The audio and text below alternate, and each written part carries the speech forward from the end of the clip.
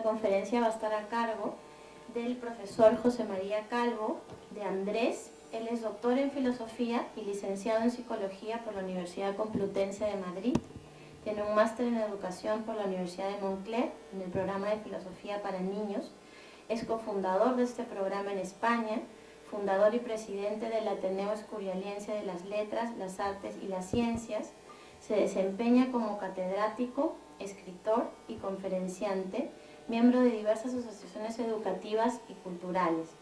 Ha colaborado con artículos en diversas revistas y ha escrito los siguientes libros: Éxito en Educación, del 2009, El Escorial, La magia de un lugar, también del 2009, El amor de los escuderos, una historia rural, del 2008, Filosofar en la escuela, en el 2006, Hola Carlos, soy Platón, 2001, y Educación y filosofía en el aula, 1994. Para nosotros es un gusto contar con la presencia de José María, el talón de Aquiles, que es el portal de recursos para la enseñanza de la filosofía de la Universidad Católica, un proyecto del Centro de Estudios Filosóficos. Tiene el honor, el agrado de presentarlo y de haber organizado esta conferencia también con el apoyo de Estudios Generales Letras.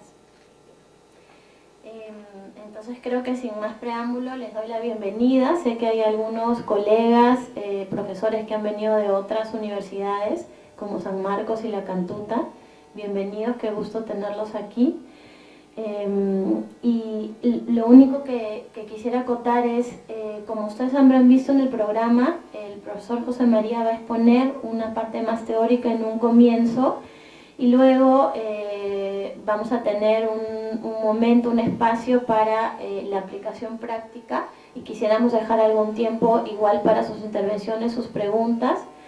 Y acá hay unos libros, algunos de los que he mencionado ya del profesor. De repente, si están interesados, después también pueden conversar con él al respecto. Bueno, creo que sin más, los dejamos con José María. Muchas gracias. Muchas gracias. Bueno, en primer lugar quiero decir que es un honor para mí estar aquí. Que iba yo a pensar hace algún tiempo, estando en España, que iba a estar hoy aquí, en Lima, Perú, y que iba a estar en la Universidad Católica, a la cual le agradezco que me dé esta oportunidad de poder estar aquí, que es un honor para mí. Y también a Alessandra, que es un poco el artífice que ha hecho posible que esto se lleve a efecto esta tarde, ¿no? Muy bien, pues sin más preámbulo vamos a comenzar. Filosofía, amor al saber, querer saber. Y filósofo y filósofa es toda aquella persona que quiere saber. Y bueno, ya lo dijo Aristóteles y lo defendemos en general, que toda la persona quiere saber, quiera o no quiera, de forma innata. Por lo tanto, de forma innata, todos somos filósofos. ¿Pero qué quiere decir que somos filósofos? Pues igual que cuando el mismo Aristóteles dice que el ser humano es un ser racional. No es ni que seamos filósofos ni que seamos racionales, muchas veces somos muy irracionales, sino que todo eso lo tenemos que conseguir. ¿Y cómo lo podemos conseguir? Pues yo creo que el único medio que existe es por medio de la educación. Es un poco lo que vamos a hablar ahora. Entonces decía que todo el mundo quiere saber. ¿Y quién quiere saber? Pues el que no sabe. El que se da cuenta de que no sabe, quiere saber, porque si alguien ya sabe, pues ya no quiere saber, ya lo sabe todo, ¿para qué? Entonces, el que no sabe, quiere saber. Hace un poco como anécdota, alguien diría, bueno, al que no sabe, ¿cómo le llamamos? Pues le decimos es un burro. Entonces, ¿qué pasa? ¿Que los filósofos son burros? Bueno, entonces la diferencia que puede haber entre un burro y un filósofo, entre otras, es que el burro no sabe, pero no sabe que no sabe. A lo mejor hay muchas personas que no saben y no saben que no saben, creen que saben. El filósofo es el que se da cuenta de que no sabe y quiere saber. Porque aunque hoy sepamos algo, debemos levantarnos cada día con ojos nuevos. Y a partir de lo que sabía ayer, ya no debe servirme para hoy, porque soy una persona diferente y tengo que ir caminando. Igual que la ropa los pantalones, lo que sea, no nos valen los que teníamos hace unos años, pues así lo que vamos viviendo nos ha servido para llegar hasta aquí, pero de aquí en adelante tenemos que seguir caminando y tenemos que ir aprendiendo y construyendo nuevos saberes para saber quiénes somos, qué hacemos, qué papel desempeñamos en este mundo. Todo esto yo creo que es lo que nos estamos preguntando todos los seres humanos y, por desgracia, la mayoría de la gente no tiene la oportunidad de planteárselo y menos de responderlo. Bien, pues vamos entonces a comenzar a hablar de este método de filosofía para niños, filosofía, y tengo que decir que este programa se debe al doctor Matthew Lithman, un señor norteamericano, fue profesor de la Universidad de Columbia, en Nueva York, y él, dando clase, pues le pasa.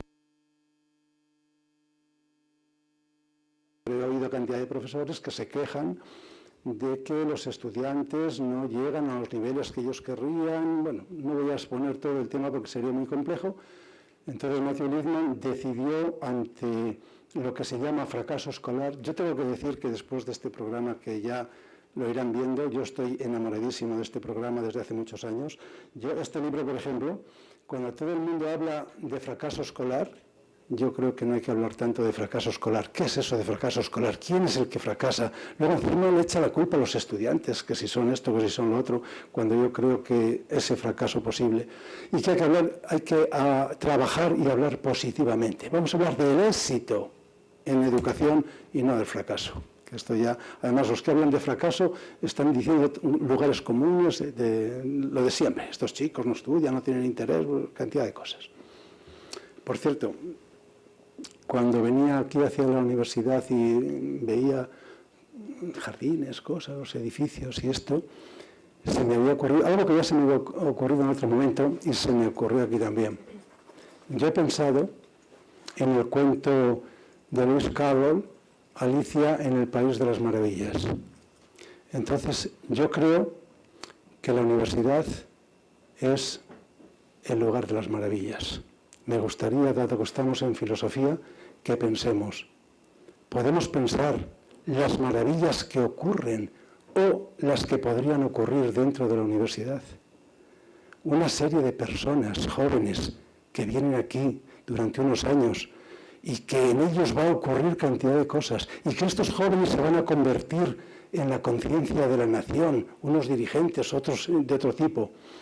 Pues lo digo en este sentido también, si en algún momento dado en la universidad o colegios, que también se puede aplicar a ellos, no son el lugar de las maravillas, cuestionemos, ¿no?, el porqué y vamos a ver si transformamos para que una universidad, para que un instituto o un colegio se conviertan en lo que deben ser.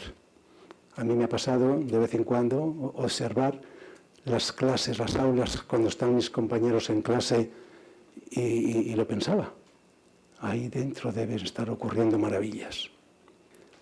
Pues pensemos en lo maravillosa que es esta vida. Y los estudiantes, que no sé si estáis convencidos de la maravillosa vida que tenéis por delante, pues por lo menos la filosofía, que es pensar, cuestionarse, vamos a empezar a cuestionarnos y a hacer que en verdad nuestra vida sea maravillosa para llegar luego a la sociedad, bueno, para ahora y para nosotros y para los demás, empezar a que se manifieste esa maravilla que tenemos dentro, que seamos capaces de llevar a efecto. Bien, pues Matthew Lithman dejó la Universidad de Columbia y fundó en Montclair, al lado, es un pueblecito, un pueblo que está muy cerca de Nueva York, el Instituto de Filosofía para Niños. Y allí pues hemos ido un montón de gente de todo el mundo. A mí me invitó él mismo a ir, estuve allí haciendo, en España decimos máster, aquí no sé si lo llaman maestría, y él hizo un programa en aquel entonces basado en la teoría de Jean Piaget ve que el desarrollo lógico se desarrolla a partir de los 11 o 12 años en el niño, y entonces hizo el estudio y él hizo un programa con libros, ejercicios, métodos a partir de los 12 años. Y fue haciendo un seguimiento. Había un grupo control, un grupo experimental, y fue dándose cuenta que las personas que hacían filosofía para niños desarrollaban unas destrezas que no desarrollaban habitualmente. Y aquí ya he dicho una palabrita y vamos a ir viéndolo poco a poco, el desarrollo de destrezas, habilidades en las personas, sobre todo en este caso en los estudiantes. Más tarde, pues en todo el mundo, y Lidman también se dio cuenta, se superó un poquitín en la teoría de Piaget, y él mismo empezó a aplicar el programa de filosofía para niños desde los 7 años, para luego, con el tiempo, empezar desde los 2 años. Desde que un niño empieza a hablar, empieza a filosofar, empieza a preguntarse, empieza a crecer, empieza a vivir. Y de eso también es de lo que vamos a hablar. Bien, yo, por decir una palabrita sobre mí, pues como a lo mejor ocurre a la mayoría de los profesores, y eso yo tuve la suerte porque hice filosofía, psicología, estaba preocupado por estos temas, pero yo reconozco que hay profesores que a lo mejor han hecho una carrera de química, por ejemplo, y luego pues lo que van a clase y lo que hacen es hacer lo que han hecho con ellos. Y pues yo recuerdo, he dicho la química de casualidad, pero recuerdo, si yo en mi inconsciente recuerdo en un momento dado que una compañera de química me decía en un recreo, en un break, decía, ahora tengo que ir con estos alumnos de química y luego voy yo y doy mi clase. Entonces la clase es eso, que los niños estén ahí calladitos y dar la clase y que los niños pues... Bien, entonces quiero decir que no se prepara bien el profesorado y yo creo que es muy importante preparar al profesorado. Yo voy a hablar de los estudiantes, de los niños, como los principales protagonistas de la educación y de sus vidas, pero en ello, en esa formación, los profesores tienen un papel muy importante. No voy a adelantar porque lo vamos a ver ahora en la exposición. Yo tenía los mismos problemas que todos los profesores. Cuando digo que tenía una preparación especial es para darme cuenta del problema que tenía con mis alumnos y querer salir de él. Y buscaba métodos, y buscaba los libros de psicología, cómo modificar la conducta infantil, cómo hacer esto, cómo lo otro. No había manera. Y para no extenderme diré que en un momento dado, en un congreso de filosofía, conocí a Matthew Lidman y cuando lo escuché dije, esto es lo que quiero. Y espero que a ustedes, este programa que les voy a presentar, les guste también. Tengo que decir que yo ya conocía el programa de implementación de la inteligencia de Harvard, el programa de implementación de la inteligencia de Freston y otros, y que a mí el que más me ha convencido es filosofía para niños. Bueno, ha sido un poco larga la introducción, espero que con el poco tiempo que tenemos nos dé tiempo. Vamos a pasar a la exposición de las diapositivas.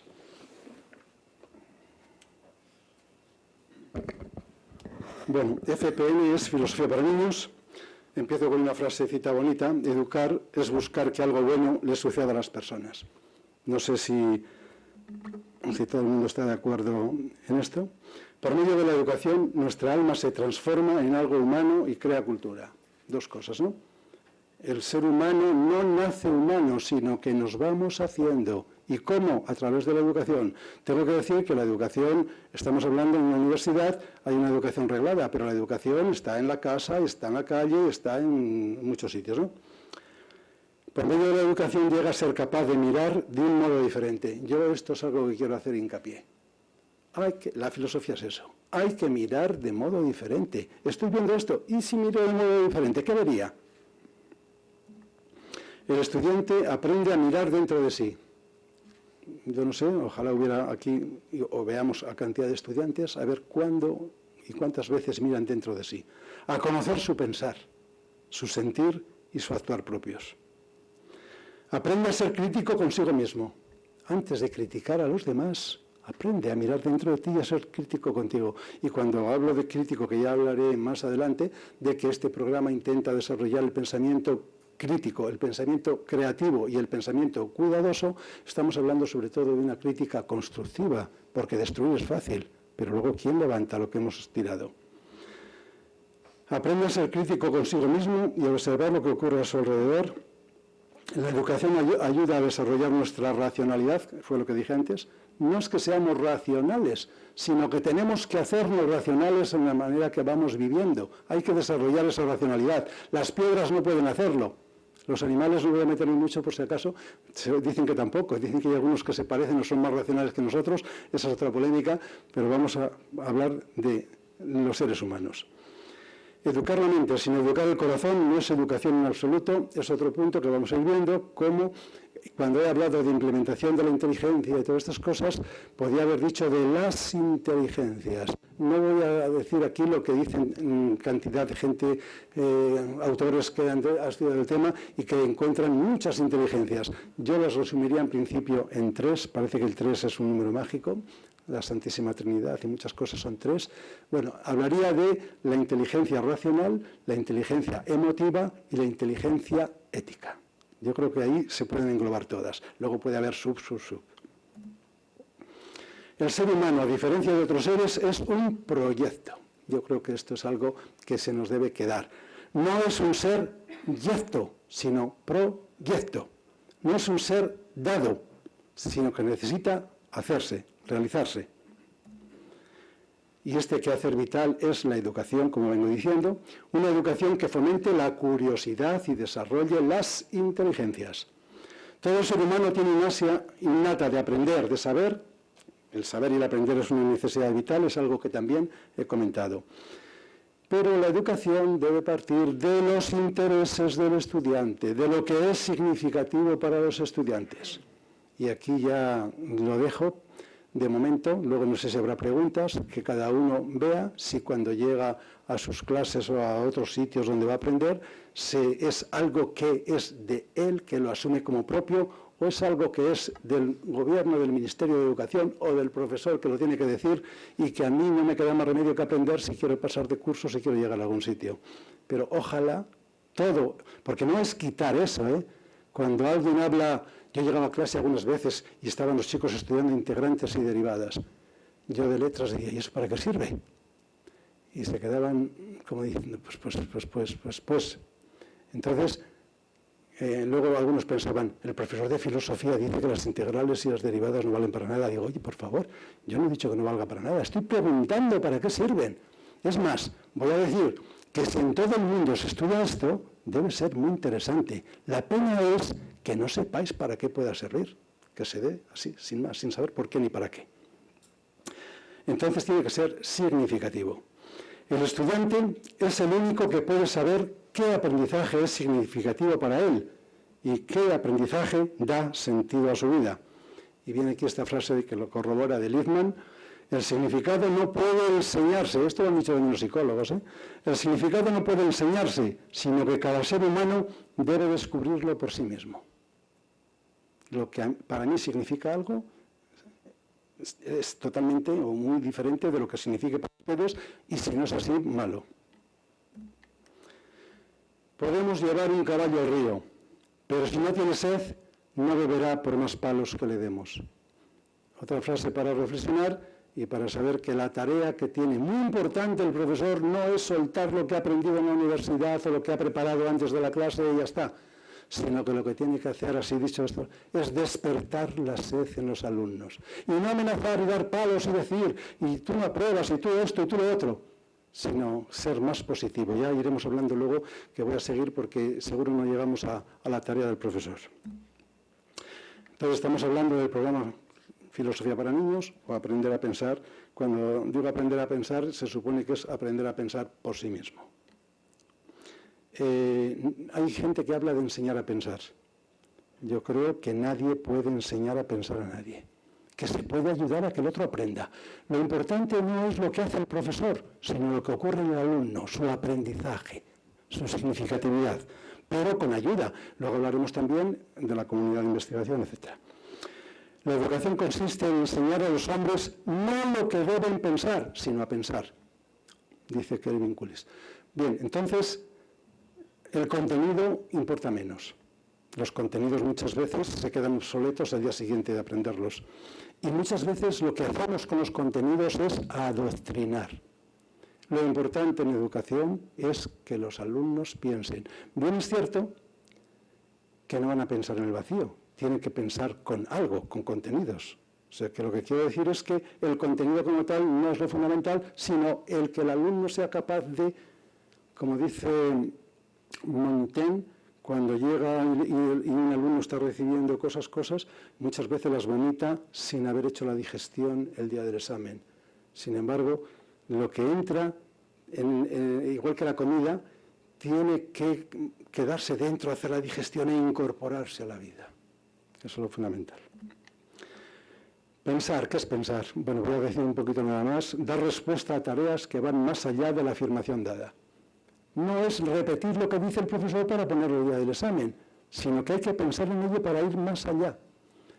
Los filósofos griegos, Sócrates, Platón, Aristóteles, obligaban, entre comillas, a sus alumnos a discrepar de ellos, a ir más allá.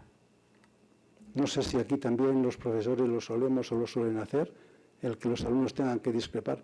A lo mejor el que discrepe de ellos no pasa. Pensar es generar nueva información a partir de lo ya disponible, establecer comparaciones inteligentes y disponer de capacidad para explicar el proceso realizado. No me voy a parar en esto. Nuestra capacidad de reflexión y de pensamiento es lo que nos distingue de los otros animales irracionales. Si tengo un libro que juzga por mí, un director espiritual que reemplaza mi conciencia, un médico que me dicta la dieta, etc., entonces yo mismo ya no necesito molestarme, no tengo necesidad de pensar, dice Manuel Kant, que creo que a todo el mundo le suena, este filósofo alemán. Bueno, lo dejo un poquitín para que la lean o la copien o lo que sea, y luego ya, si a alguien le viene bien el pensar en todo ello, entonces la mayoría de las veces nos lo dan tan pensado que no tenemos necesidad de pensar.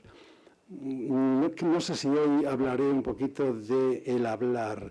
Dice Aristóteles que el ser humano es el ser que tiene la palabra. Yo me pregunto, ¿los estudiantes en la universidad tienen la palabra? ¿Dónde, cómo y cuándo? Los profesores mismos, ¿tenemos la palabra o estamos usando la palabra que nos viene también a nosotros de arriba? Porque luego las cosas todas vienen de arriba abajo. Se sacralizan las cosas, todo viene de arriba y los de abajo tenemos que decir, sí, Juana, lo que usted diga, y pobrecito del que no lo diga. De vez en cuando estoy exagerando y provocando, pero bueno, creo que se va captando, ¿no? Si otros deciden, yo solo tengo que obedecer. En este caso no hay conciencia personal, no hay responsabilidad propia. Los que me mandan, ellos son los únicos responsables. Yo lo único que obedezco. No sé si quiero pensar por mí mismo. Ya saben que ha habido problemas, por ejemplo, con los militares, los soldados, que siempre hacen a veces unas salvajadas de yo cumplo órdenes. Así va, como cumplo órdenes, a ver. Queremos que las personas, en este caso los niños y los jóvenes, no sigan siendo seres pasivos, meros receptores de lo que los adultos queramos imponerles. A mí me preocupa mucho y me preocupa en los universitarios, en todos, porque claro, en los niños bebés, vamos, de 2 años o así, que tienen las conciencias vírgenes, pues los adultos entran en ella a saco y pueden hacer lo que quieran. Y en los universitarios que ya deberían tener un algo, y no sé si siempre lo tienen, o son meros receptores, parece mentira que un universitario que, como digo, va a ser y es la conciencia de la nación, y no estoy echando la culpa a los jóvenes universitarios, en parte sí, pero siempre hablo de sistemas, son los sistemas los que a lo mejor no están funcionando bien. Las personas somos víctimas de los sistemas, pero ojalá seamos capaces de pensar y reformar estos sistemas. Que las personas, en este caso los niños, sean capaces de, porque a veces creemos que son inútiles, y lo único que tienen que hacer es repetir lo que dice el sabio, que es el profesor. Que comiencen a ser responsables, que es responder de sus actos, es ser responsable, porque son suyos y no impuestos por otros. Bien, entonces, resumiendo un poquito, el programa Filosofía para Niños quiere recuperar la confianza en el estudiante, es un modelo optimista, cree en las potencialidades del niño, el niño tiene tiene capacidades, posibilidades, puede crecer, es capaz de aprender, de pensar, de sentir, él es el que descubre el sentido de lo que aprende. Luego, primer punto de este programa es que el niño no está ahí y la materia y el profesor son las estrellas, porque recuerdo cuando yo hice el máster en filosofía estaba muy de moda y nos ponían mucho la película El Club de los Poetas Muertos. Es cierto que a lo mejor han visto esa película, aunque ya hayan pasado años, es cierto que esa película cambia el modo tradicional de educación, pero al final la estrella sigue siendo el profesor. Los protagonistas no son los estudiantes, por desgracia. Claro que en una película, pues el actor que es el profesor es el que tiene que ser de estrella. Primero, el ser optimista con respecto al ser humano, al niño. Y segundo, el conocimiento. El conocimiento es un proceso, no es algo muerto que está en un libro para ponerlo ahí. Es un proceso activo y no meramente receptivo. El conocimiento debe ser construido por el que conoce. Aquí no voy a entrar ahora en clase de psicología, de qué es lo que hay ahí, cómo llega aquí y cómo nuestro cerebro es el que organiza y decide, y que tiene que ser así, pero en este proceso nos llevaría también mucho tiempo estudiarlo. El conocimiento surge de la experiencia propia. Tampoco puedo hablar del concepto de experiencia, si diré solamente que si están interesados que lo estudien, el concepto de experiencia en filosofía para niños, el concepto de experiencia en para decirlo un poco breve, en la filosofía norteamericana, que son los tres filósofos pragmatistas en el pragmatismo, ¿no? Tienen un concepto de experiencia muy distinto de lo que decimos y que a mí me ha encantado. El señor Peirce, el señor James y el señor Dewey. Bien, a base de ejemplos concretos, de hipótesis y contrahipótesis, en diálogo con los demás, se puede llegar a alcanzar el conocimiento de los conceptos más abstractos. Luego lo veremos y ahora solamente quiero volver a decir cómo se aprende en diálogo con los demás. Lo demás no es aprender, será otra cosa. Cuando un estudiante estudia solo y lo pone allí, eso será lo que sea. Tampoco voy a entrar en cómo después del examen se olvida, como la mayoría de las cosas que suceden un año al año siguiente ya no sabes de qué va, cantidad de cosas que ocurren. Entonces, el único aprendizaje válido es el que se aprende en diálogo, como diremos adelante, a base de ejemplos, hipótesis, contrahipótesis, dialogando, y así se va llegando, y como veremos más adelante también. El conocimiento, y sobre todo el conocimiento significativo, bueno, tengo que decir esto, lo he puesto así, es que yo creo que si no es significativo no es conocimiento. No se encuentra almacenado en los libros de texto, ni dentro del cerebro del experto, llámese profesor o llámese como se llame. El cerebro no es un banco de datos. Paulo Freire, que también le sonará, es ministro de Brasil, hablaba de esto. Y menos aún un receptáculo de cadáveres, decía el mismo Freire, que estos conocimientos muertos son cadáveres que metemos en las cabezas de los estudiantes. Bueno, ya lo dejo ahí para que cada uno piense. La educación no es llenar una cubeta, es encender una llama. Estas son frases que son bonitas y yo creo que nos ayudan, ¿no?, a profesores y alumnos, porque lo que tenemos que hacer los profesores es ayudar a encender esa llama y que los alumnos sean capaces. El cerebro no es un vaso para llenar, sino una lámpara para encender. Decía ya Plutarco, hacía 21 siglos. Cuando le preguntaron a Sócrates cuál había sido su logro más importante, él respondió: les enseño a los hombres a preguntar. Queda ahí un poquito para que lo vayan pensando. Una buena pregunta es una semilla que debe sembrarse para que produzca más semillas, con la esperanza de reverdecer el paisaje de las ideas. Las preguntas son la fuente del saber. Y con esto ya estoy volviendo a decir lo que dije al principio, de que la filosofía es sobre todo preguntar, cuestionarse. Las preguntas en filosofía son más importantes que las respuestas. Por lo tanto, el centro de la educación se ha desplazado desde el profesor, desde el currículo en la materia a estudiar, hacia el sujeto que aprende, hacia el estudiante. Este es el centro de la educación, el estudiante, la persona. Y volveremos a Kant. El giro copernicano que proponemos en esta nueva educación, ¿no? Kant habla de este giro copernicano, igual que Copérnico cambió como la Tierra no era el centro del universo, sino que era el Sol, pues igual aquí no es el profesor, ni la materia, ni lo que diga el gobierno el centro de la educación, sino que el centro de la educación y protagonista de su propia educación y de su vida es el estudiante. El niño, la persona como fin de aprendizaje. Esto también es kantiano, pero de mucha gente más, y yo lo hago recalcar para que nos demos cuenta de que las personas somos fines y muchas veces nos tratan como medios para. No se puede tratar a una persona como un medio. La persona es un fin en sí misma. El estudiante como sujeto de su propia educación, no como objeto. Las materias, metodologías, esos sí que son medios al servicio y desarrollo de los estudiantes. Lo que importa es la persona y no tanto lo que se aprende. ¿Y cómo se lleva esto a la práctica? Bueno, pues dentro del programa de Filosofía para Niños está la comunidad de investigación, que vamos a ver si digo también no extendiéndome mucho porque no tenemos mucho tiempo. El aula, las aulas, y voy a decir otra cosa, estamos hablando de filosofía, pero yo creo que la filosofía, voy a decirlo de esta manera, es todo. En un principio la filosofía lo era todo, y las demás materias se fueron nacieron de la filosofía y cuando fueron creciendo se fueron independizando y fueron teniendo vida propia. Y me parece fenomenal que ahora ya la literatura, la física, las matemáticas, etc., se hayan independizado y tengan vida propia. Pero que no se olviden que nacieron de la filosofía. Quiero decir que este programa ojalá se aplique en todas las materias y los estudiantes aprendan a pensar matemáticamente, a pensar literariamente y no solamente lo que se está haciendo. Bien, y en este sentido diría que cualquier materia también puede y debe convertir el aula en una comunidad. Una comunidad de dialogantes que investigan juntos, que buscan, que construyen la verdad entre todos. Así es como se aprende, construyendo la comunidad. Vamos a hacer aquí luego un ejemplo práctico de comunidad, en que espero que ustedes participen, pero hay que saber que una comunidad no se logra en un día. Pensemos cuando un profesor de secundaria dice los inconvenientes que tiene para hacer una comunidad y tarda X tiempo, un curso o más para que funcione.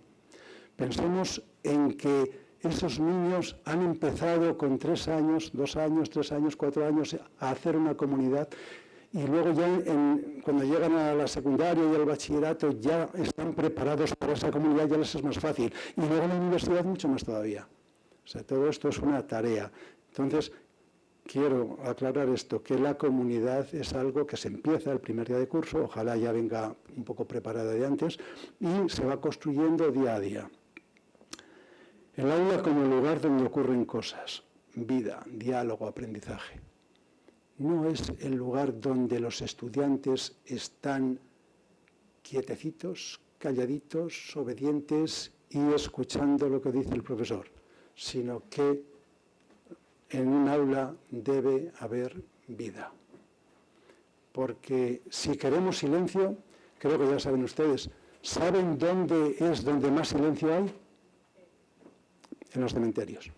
Si alguien quiere que su aula sea un cementerio o que las personas sean árboles, que están ahí quietecitos y no molestan, bueno, nos sentamos todos en círculo, algo que aquí hoy no podemos hacer porque no podremos mover las butacas, pero para hacer una comunidad hay que sentarse en círculo para poder vernos y colaborar entre todos en el descubrimiento de la verdad, evitando la rigidez cuasi militar, voy a quitar el cuasi, de la situación tradicional. Tengo que decir, como anécdota nada más, que este sistema tradicional que empezó en el siglo XVIII-XIX tiene 2 antecedentes. Uno es la Revolución Industrial, en la que la industria de aquel entonces lo único que quería era trabajadores puntuales y obedientes. ¿Qué se le pide a un estudiante? Que sea puntual y obediente, no necesitamos más.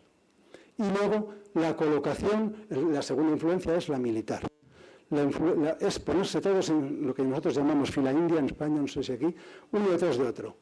Y que no se vean, y que no hablen, y que no se comuniquen. Bueno, yo creo que todo esto, que por desgracia sigue ocurriendo, y sigue ocurriendo en todo el mundo, yo creo que ya es hora de que nos lo planteemos, ¿no? El medio más importante, la principal herramienta para la formación de esta comunidad de búsqueda es el diálogo. Bueno, yo creo que el diálogo somos diálogo, somos palabra, lo dije hace un rato también. Entonces, sin palabras, sin diálogo, lo que hagamos no tiene mérito, no vale. El diálogo investigador es la fuente del pensamiento y del conocimiento. Solamente se puede pensar y aprender dialogando.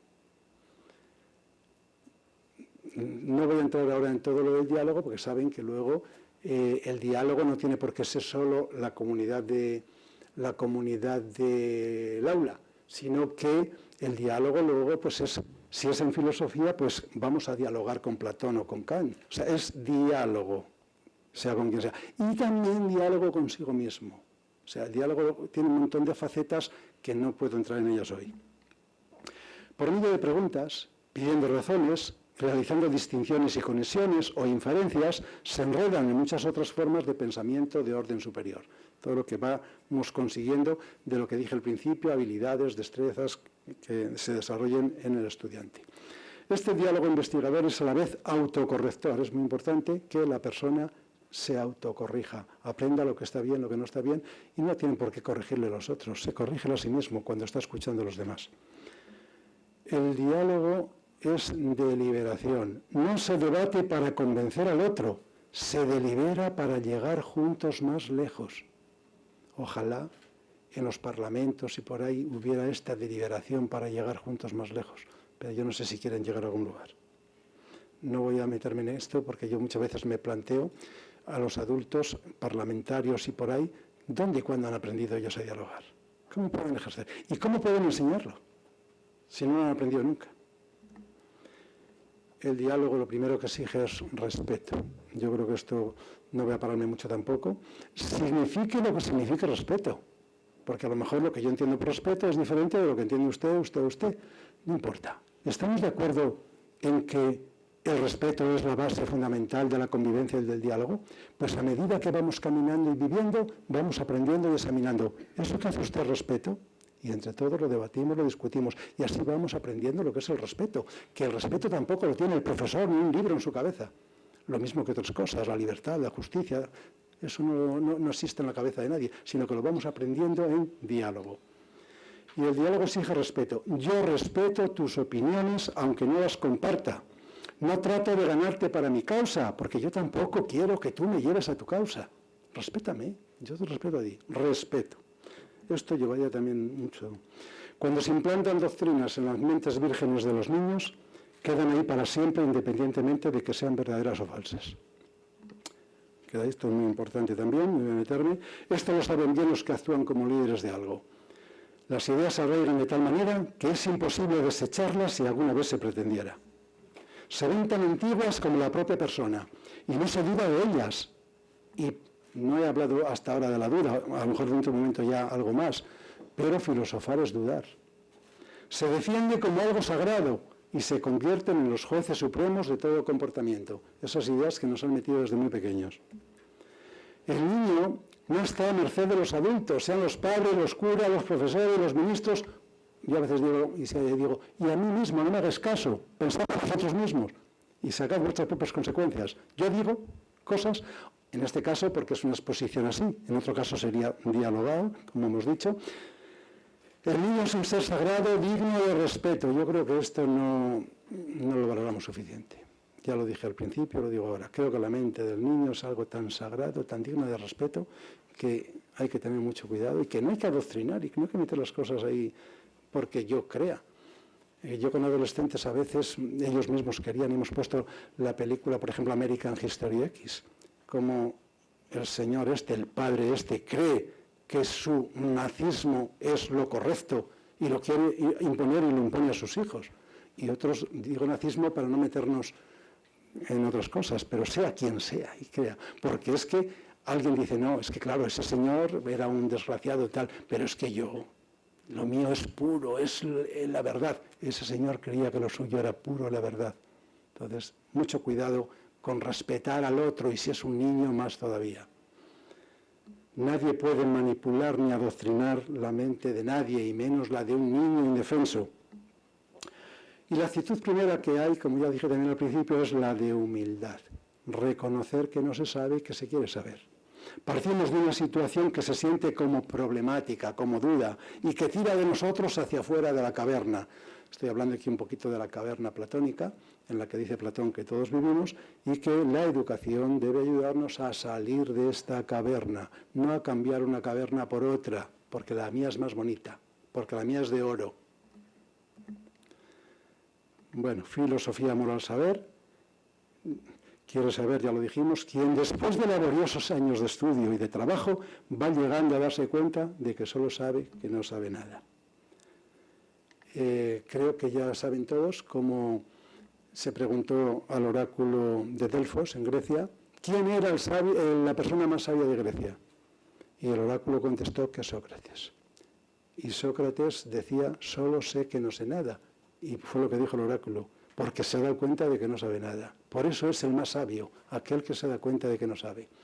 ¿Cuál es la tarea? Insinúo para ahora cuando lleguemos a lo del profesor, hacer de comadrona. La madre de Sócrates era comadrona, ayudaba a traer niños al mundo. Dice, pero la madre no tenía los niños, los tenía la mamá. Pues el profesor tiene que ayudar a extraer todo lo que hay dentro de los estudiantes, no lo que hay dentro del profesor, sino en la vida de los estudiantes, hacer de comadrona. Otro punto que me parece importante es que mucha gente que odia el estudio, yo no valgo, el saber y todo esto. El saber es apasionante. Ojalá los profesores nos apasionemos tanto de lo que hacemos que transmitamos esa pasión. Es emocionante, es pasión, produce deleite, el más placentero goce de humanidad. Yo recuerdo a mi hija cuando tenía 9 años, aunque no sea lo mismo, que le gustaba mucho leer y decía, qué placer es leer. Bueno, pues no sé si todo el mundo encuentra ese placer en saber y en todas estas cosas, ¿no? Ayudamos a descubrir su encanto porque es pasión.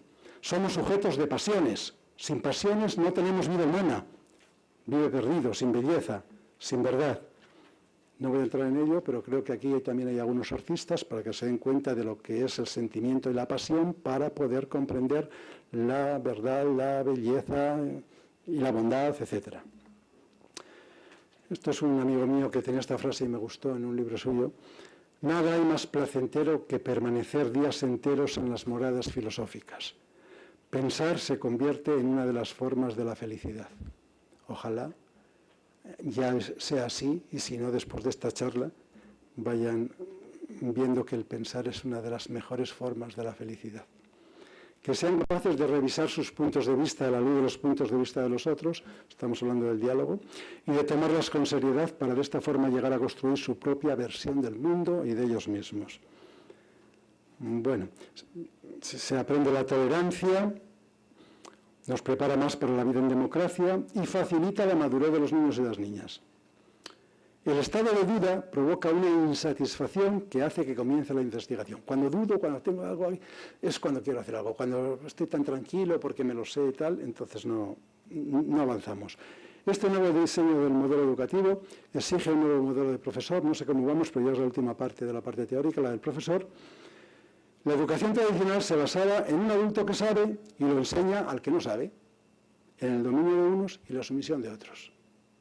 Esto ya ha sido denunciado, pero vamos, hace muchos años. Bueno, no iba a decir en el siglo XX, pero como hemos visto, hasta ya en los años de los griegos y de los romanos también. Pero ahí llevamos siglos basándonos en que hay alguien que sabe y transmite a alguien que no sabe, y que el que sabe, pues domina al que no sabe. Esto es muy importante, porque luego resulta que en la sociedad hay unos que dominan y otros que son dominados. Bueno, no voy a entrar aquí en el Perú, como en cualquier otro país, pues el tema de la educación, de la falta de educación, falta de escolaridad, los que dominan, los que no dominan, y etcétera, ¿no? Bueno, la tarea del maestro como transmisor es muy pobre. Lo podría hacer una simple máquina. Para decir la lección que yo me aprendí en la universidad o que me he preparado en mi casa ayer, pongo ahí una maquinita, la dice, y ¿para qué necesitamos profesor? Para ser maestro, para ser profesor, hace falta primero vocación y después preparación. La preparación del profesorado es fundamental. La educación basada en la transmisión tribal, porque esta transmisión es lo mismo que hacen las tribus primitivas, de padres a hijos, pasándolo de ideas a los alumnos, hace a estos receptores pasivos, consumidores de cultura más o menos muerta, e impide el desarrollo de toda iniciativa y de toda creatividad. Yo creo que no necesita discusión porque creo que todo lo podemos haber comprobado.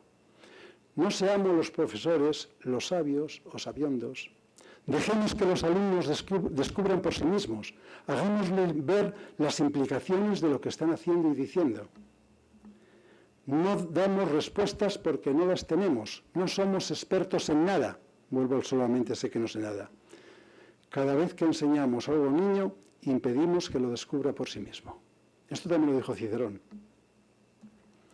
El niño no es un objeto en manos de adultos, ya hemos dicho, en este caso profesores, no tiene que pensar lo que el adulto le propone. Y sin embargo está ocurriendo. Y si no piensas así, pues mal te va a ir en la clase. Los alumnos solo pueden aprender de un maestro al que aman. Si quieres que alguien ame lo que haces, primero debes demostrar que lo amas tú. El profesor debe estar enamorado de su profesión y debe tener vocación. ¿Cuál es, pues, la tarea del nuevo profesor? Pues la tarea del profesor es mucho más importante que haber estudiado una carrera, aprenderla y venir aquí, soltarla como cualquier maquinita y sin más, ¿no? Si no educa, si no manipula, si no maestra ni adoctrina, podría encontrar muy interesante explorar las ideas con los chicos, explorar la materia, porque aprender a pensar y todo esto no se hace en el vacío, se hace con la materia que cada profesor tiene delante. Otro tema que sería ver el contenido, todos esos contenidos para que sean significativos para el estudiante. Lo lógico es que participen los estudiantes juntamente con el profesor a la hora de elegir también los contenidos y la forma de hacerlo. La democratización. Si el enseñar debe ceder terreno ante el aprender, existe una nueva tarea, la de compartir. Primero porque, ¿qué es eso de enseñar? ¿Quién enseña? Yo pongo esto aquí, se lo estoy enseñando a ustedes, ¿no? ¿Esto es enseñar? Otra cosa, yo digo cosas. ¿Eso es enseñar? ¿Y qué enseño? Y lo que escuchan, a lo mejor, algunos están dormidos, otros no les interesa, unos entienden una cosa, otros entienden otra. O sea, el enseñar no importa. Lo que importa es lo que ocurre en la mente del que aprende, el aprender. Por eso el profesor debe ayudar en esta tarea del aprender. El conocimiento es lo único, que cuanto más se comparte, más se tiene. Compartir experiencias, compartir conocimientos, compartir métodos de investigación y de descubrimiento, compartir los materiales de investigación, de educación, etc. El rol del profesor tendrá que ser el de activar y mantener el interés y la necesidad de conocimiento en el estudiante. Hacer que el estudiante tenga sed y no darle palos para que beba aunque no tenga sed. Ayudarle a desarrollar el pensamiento crítico y creativo. Alentar el aprendizaje significativo. O sea, todo es positivo, porque muchas veces hemos comprobado, a lo mejor ustedes también lo han comprobado en su vida, que la tarea del profesor es una carrera, para el estudiante son obstáculos que hay que saltar. Esta asignatura es un obstáculo, el profesor es otro obstáculo porque me puede suspender. No, el profesor no debe hacer esas cosas, sino es positivo, es activar, mantener, es ayudar, es ver cómo el estudiante va creciendo, va desarrollando, todo positivo. Más que el transmisor de un bagaje cultural almacenado en muchos años de estudio.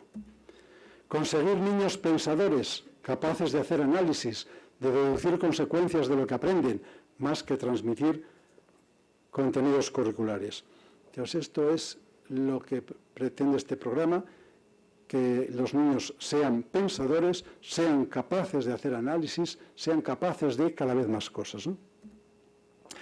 El profesor forma parte como un miembro de la comunidad de cuestionamiento en el aula. Es un miembro más. Es uno más en el grupo, pero es un puesto que se ha de ganar día a día. Y aquí no voy a entrar ahora en el tema de la autoridad. No sé si aquí en Perú está ocurriendo, en España hay un problema muy grave y están hablando de la falta de autoridad que hay y quieren, y ya lo están haciendo, no es que quieran, imponer la autoridad por ley. O sea que la autoridad del profesor se la da el gobierno poniendo una ley y esa es la autoridad. Yo defiendo la autoridad que se gana el profesor día a día. Para no entrar en ello solamente les digo dos términos que vienen del latín. La autoridad puede venir de potestas, de poder, que es lo que el poder impone, o la auctoritas, que es la que el profesor se gana con su prestigio, con su trabajo, con los alumnos. Esa es la autoridad, la que se gana día a día. El profesor es el guía de la sesión que respeta las perspectivas de los alumnos, que cuida los procedimientos lógicos y está abierto a los diferentes puntos de vista que circulan por el aula. El profesor tiene la responsabilidad de observar que los alumnos van adquiriendo los medios para defender sus opiniones. Es que luego vendrá el tema de la evaluación, claro. A ver de qué evaluamos y todo esto, ¿no? Entonces, cómo el niño va desarrollando sus destrezas, cómo da este razonamiento, cómo va mejorando, bueno, cantidad de cosas que luego veremos un poquito. El rol del profesor es un arte más que una técnica, y como todo arte requiere práctica. Nadie va a ser buen profesor nada más empezar, sino que hay que ir primero bien preparado y luego practicar y practicar como todo arte. Ayuda a tomar conciencia de los supuestos y a justificar sus opiniones y creencias. Es otra de las tareas dentro de la comunidad de investigación, que el profesor ayude a lo que están dando los estudiantes, por supuesto. Luego en la práctica espero que podamos ver algún caso. Y justificar sus opiniones. Normalmente no vale decir esto es así, sino que siempre en filosofía, pero en cualquiera, como hemos dicho que todas las materias salen de ahí, hay que preguntar el por qué y por qué es así. ¿Por qué piensas esto? ¿Por qué otro? Ir más allá siempre. El profesor, ya lo dije antes, como comadrona, que ayuda a dar a luz la verdad que subyace dentro de cada estudiante. Les ayuda a hacer su vida. Si nos damos cuenta de esto, el profesor ayuda a hacer la vida de los estudiantes. Pero ¿qué les ayuda? Son ellos los que lo hacen. ¿Con qué medios contamos? Pues en Filosofía para Niños contamos con narraciones en lugar de libros de texto. No puedo entrar demasiado en cómo ya Littman y ahora por todo el mundo estamos sustituyendo esos libros de texto que tienen unos contenidos más o menos muertos por narraciones vivas, que esos son los que inducen a aprender dialogando y a construir el conocimiento, etcétera, ¿no? También pueden usarse películas que traten temas filosóficos, dramatizaciones, prensa, etcétera. Antes les he hablado de una película, yo tengo que decir que he utilizado muchas. Y cuando ya los estudiantes son un poquito mayores, no es el profesor el que las pone, los propios estudiantes son los que se dan cuenta. ¡Ay, pues este tema que estamos estudiando, hay una película, esto! Pues, por ejemplo, yo he utilizado mucho inteligencia artificial. Bueno, no me vienen ahora así títulos, pero bueno, no les he puesto. Pero si están interesados, yo tengo un blog. En ese blog hay una serie de actividades, cosas, pero dentro del blog hay un link a una página web y en esa página web viene lo que yo hacía en clase con mis estudiantes. Ahí vienen las películas estudiadas y todo el tema, ¿no? ¿Y por qué? Bueno, no quiero entretenerme. Está el link en el blog pues por una serie de razones de que yo tenía en un lugar por ahí la web, ese lugar desapareció y me quedé sin link y lo he tenido que hacer de esta manera, pero bueno. ¿Qué hacemos con los temas, con los libros de texto? El gran pedagogo Dewey afirma: convertirlos en material de investigación reflexiva y no en alimento intelectual prefabricado que hay que aceptar y engullir. Bueno, a lo mejor conocen que siempre en la universidad, en los institutos, colegios, que el libro de texto, esta editorial, vienen las editoriales, a ver quién hace más descuento, que todo esto. Bueno, entonces, lo que nosotros proponemos es que ojalá en la universidad, en esto, haya libros de texto para que diversas editoriales, para que los estudiantes en un momento dado están haciendo sus trabajos, sus investigaciones, puedan recurrir a ellos, a más de uno, y van viendo las diversas perspectivas como material de investigación reflexiva. El material es un estímulo, o sea, los textos son un pretexto. Lo he puesto así, pero si queremos lo podemos poner junto, vale de las dos maneras. ¿Es un pretexto para filosofar o es un pretexto porque el verdadero texto lo van construyendo los propios estudiantes juntamente con el profesor? No es un fin ni algo dogmático lo que hay en el libro. Como lo dice el libro, esto lo habrán oído cantidad de veces. Hay gente que dice, ¿y esto es verdad? ¿Por qué? Porque lo dice un libro. Como está en un libro, pues ya está. Mediante la lectura de la novela, hemos dicho estos textos, los alumnos están comenzando a explorar el mundo de las ideas y lo hacen de forma sistemática y en comunidad, que es algo que venimos diciendo. Y lo que es más, la imagen que se forman de sí mismos como investigadores es muy diferente de la imagen de receptores pasivos de conocimiento que se les impone cuando utilizan otros métodos educativos.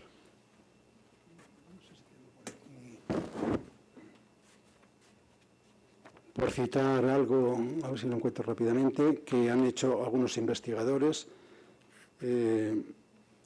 cuando los estudiantes no ven los intereses de su vida o de lo que les concierne en su material de lectura, a menudo se sienten alienados en su lectura. Bueno, ahí viene diciendo todo. A ver dónde está ahora la frase. Voy a terminar con esta frase si la encuentro rápidamente, porque no quiero perder mucho tiempo en esto. No, pues no la tengo aquí ahora. Pero bueno, ¿cómo se me ha ido? Era una frase de Liebman, pero que no la vean. Bueno, pues vamos a continuar aquí. Bueno, aquí está. De Liebman y Bertrand Russell. Si se apuesta por una sociedad democrática, libre, donde se respetan los derechos de los ciudadanos, se deberá dar la oportunidad de que los estudiantes aprendan y pongan en práctica los valores que se desea que desempeñen en la sociedad. Queremos que estos estudiantes, estos niños, estos jóvenes sean algo. ¿Y cuándo lo han aprendido? Porque es que además los adultos que están ahora en este sistema que tenemos que se llama democrático, ¿dónde han aprendido ellos la democracia? ¿Cuándo? Pues así nos van las cosas, ¿no? Si se quieren futuros padres y ciudadanos responsables, debemos dar hoy la oportunidad a los hijos de aprender a ejercer sus responsabilidades y a que no se crean de forma crédula y acrítica, lo que les llevaría a convertirse en esos tipos exangües que dice Bertrand Russell, o en jóvenes en estado de beatitud tonta, que dice Liebman. Bueno, no voy a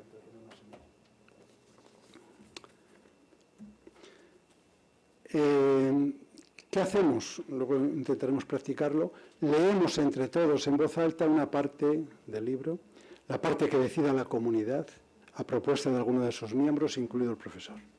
Esta lectura va a ser la base para iniciar el proceso de búsqueda de la verdad que está escondida ahí. Los alumnos comienzan, después de leer, a plantear sus vivencias, sus programas. Esto es un pretexto para que eso dice algo y los alumnos van sacando sus vivencias, sus problemas, lo que les atañe, lo que les es significativo para su vida a partir de la lectura, y comienza la investigación entre todos, seguida del diálogo y puesta en común, bien en equipos o bien en comunidad, porque luego se puede, dependiendo del número, de cantidad, se puede trabajar en grupos de 5, de 6, se puede hacer en comunidad, dependiendo, hay diversas formas. El profesor no debe dirigir demasiado la clase, ni hagamos comentarios peyorativos sobre los trabajos de nuestros estudiantes. De esto podía hablar mucho también, porque a mí los estudiantes también me han contado cantidad de cosas que ocurren cuando quieren intervenir en la clase y cómo se les deja en ridículo, etc. Escuchémosles y aprenderán ellos a escucharse. Tengo que decir que, no sé si lo digo dentro de un momento, que dentro del diálogo lo más importante es escuchar. Antes que hablar, saber escuchar, aprender a escuchar. Y escuchar no es lo mismo que oír, se puede oír sin escuchar. No queramos que siempre llegue la respuesta que estamos buscando. Bueno, esto nos llevaría a cantidad de cosas que a lo mejor en las preguntas surgiría y si hubiera más tiempo, ¿no? Imaginemos, ¿no?, que estamos desarrollando una investigación, debatiendo en el aula de clase y todo esto, y se llegan a conclusiones que el profesor se lleva las manos. Pero bueno, ¿qué es esto? Pues el profesor debe ser hábil para seguir preguntando y razonando, y lo que no debe pretender es que siempre se llegue a lo que él quiere que se llegue. No monopolicemos los debates ni insistamos en nuestros puntos de vista, sino fomentemos el pensar por sí mismos. No manipule ni adoctrine, pues ya lo hemos dicho, ni haga terapia de grupo. Tampoco es necesario emplear todos los ejercicios que hay en los libros. Vale. Las diversas etapas por las que los estudiantes vayan pasando constituyen el método, el camino o proceso de la búsqueda de la verdad. La actitud del profesor y de la comunidad de investigación es una actitud como un detective. El detective o alguien va buscando quién ha hecho este delito y tal, pues es igual. Cuando se encuentra con un problema, una duda, una dificultad, pues hay que ir investigando y sin dar nada por sentado. Es un proceso ininterrumpido, vivo, que les impulsa a caminar construyendo sus propios caminos. Bueno, voy a... Esto ya seguramente se lo saben. Como tengo la pantalla con esto, yo tengo aquí puesto luego que al llegar a una diapositiva me salte algunas para llegar a otras. Bueno, esto que luego lo intentaré practicar, el profesor debe utilizar preguntas como a la hora del diálogo: ¿qué te hace decir eso? ¿Cómo lo sabes? ¿Por qué razón dices eso? ¿Qué estás asumiendo? ¿Qué das por supuesto? ¿Puedes ofrecernos alguna prueba? ¿Puedes ofrecernos un ejemplo? ¿Qué quieres decir con eso? ¿Qué conclusión debemos sacar de lo que dices? Que los estudiantes van siendo capaces de hacerlo y el profesor se va retirando, ¿no? Esta última frase quería que... Yo no sé si aquí lo que ocurre, pero yo siempre escucho cuando alguien está hablando magistralmente o cuando sea. Entonces dice, ¿me habéis entendido? Pues cuando alguien dice, ¿me habéis entendido?, yo a veces le digo, pues no mucho, porque debo ser un poco retrasado. Entonces, no debe decir nadie me habéis entendido, sino que parece que está insultando a los otros. ¿Me habéis entendido? Es que yo estoy aquí, ¿cómo me vais a entender vosotros, pobrecitos? O sea, hay que decir, he conseguido explicarme con claridad, hay que respetar al otro siempre y no hablar de me habéis entendido. ¿Qué conclusiones podríamos deducir de qué concepto de persona, de hombre, de sociedad estás asumiendo con eso que estás defendiendo? Si te he entendido bien, lo que quieres decir es que... Bueno, otras destrezas que vamos dejando. Y voy a decir algo acerca de la autoevaluación. Simplemente autoevaluación. Quiero decir que todos participan en la evaluación. La evaluación no es algo que hace una empresa que se llama PISA a todo el mundo por ahí y dice, este país está más adelantado, el otro está menos adelantado, una serie de criterios que no voy a entrar en ello. La evaluación no es algo que hace el gobierno, no es algo que hace la universidad o el instituto. La evaluación es algo que hacemos entre todos y evaluamos todos y nos evaluamos todos. Y evaluamos a los estudiantes, al sistema, al profesorado, a todo lo que se está haciendo. Todo se autoevalúa. Y así es la forma de que los chicos vayan aprendiendo, evaluándoos como se dan cuenta de lo que está bien, lo que está mal y pueden mejorar, ¿no? Primero, estamos sentados de manera que podamos vernos unos a otros cuando hablamos. Hemos dicho que hay que sentarse en círculo. Entonces, primero, fundamental, importante, cómo nos sentamos. ¿Estoy yo en una posición para poder hablar y escuchar a cada alumno? ¿Es el ambiente de clase adecuado para expresarse y poder escuchar lo que los compañeros dicen? Esto es importante porque nos vamos a encontrar con que hay alumnos más tímidos, alumnos que les cuesta, y entonces hay que ir haciendo poco a poco una comunidad para que todos los miembros de la comunidad puedan participar. Y esto no voy a entrar en ello ahora, que se sepa que es así, pero que cuesta a veces hacerlo. A mí me ha llegado a decir alguna persona, usted a mí no tiene derecho a hacerme hablar, si yo no quiero hablar en clase no puedo hablar y hago tal. O sea, que hay oposición, hay cosas, y todo esto es tarea del profesor, el ir consiguiendo la comunidad. Estoy planteando todas las preguntas. Esto lo digo porque si ahora hacemos una práctica, verán. Los estudiantes, ante la lectura, pues cada uno hace una, dos o tres las preguntas que sean. Imaginémonos que el profesor, no suele ocurrir, en general en este programa no ocurre, el profesor pues sabe que hay unos alumnos o unas preguntas que son mejores que otras, son las que pone. Y siempre hay estudiantes que dicen, la mía nunca la ponen, siempre me tienen marginado. Tal. Y esto nos llevaría a otra cosa. ¿Hay preguntas tontas? Ahí queda para saber esto. Bueno, entonces hay que plantear todas las preguntas de todos los estudiantes. Eso no quiere decir que luego se debatan todas o sí ya se vería algo. Estimula a los alumnos a comentar sobre lo que dicen los demás. Cuando responde un alumno, hago a esa respuesta otra pregunta más penetrante o simplemente paso al niño siguiente. La tarea del profesor, he dicho, no es decir, no es enseñar, no es explicar. Voy a decir esta palabrita. Alguien dice, es que este profesor es muy bueno, pues que explica muy bien. ¿Qué significa eso? Te lo da todo masticadito. Es decir, que no cree en ti, cree que eres un bebé incapaz de aprender por ti mismo y te lo dan como a un bebé su mamá la papilla. Se le da masticadita para que no se haga esfuerzos. No, un profesor no es el que hace eso, el que explica bien.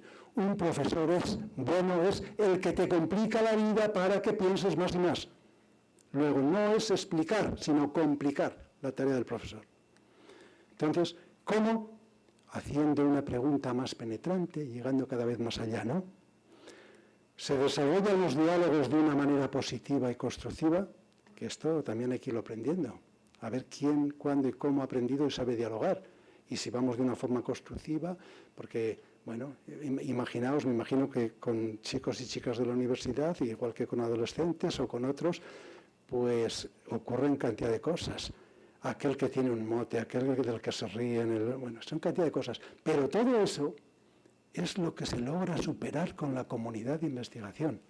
Yo tengo que decir, luego creo que lo voy a decir, aparte de eso en mis clases, los chicos, para que todo no fuera hablado, tienen un cuaderno en el que filosofan fuera de clase.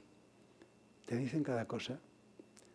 Hay alguien que te dice, mis compañeros se han reído de mí y no pienso abrirme a nadie el resto de mi vida. Bueno, cantidad de cosas. Bueno, van filosofar. Cosas que todo eso, la educación, todo eso debe llegar. Se desarrollan los diálogos de una manera positiva y constructiva. Bombardeo a los alumnos con demasiadas preguntas, o lo hago con pocas, pero ayudándoles a desarrollarlas. Bueno, pueden distinguir entre esto. Bien, luego, ¿qué lograron los alumnos? Es ir viendo qué clase de habilidades han ido consiguiendo.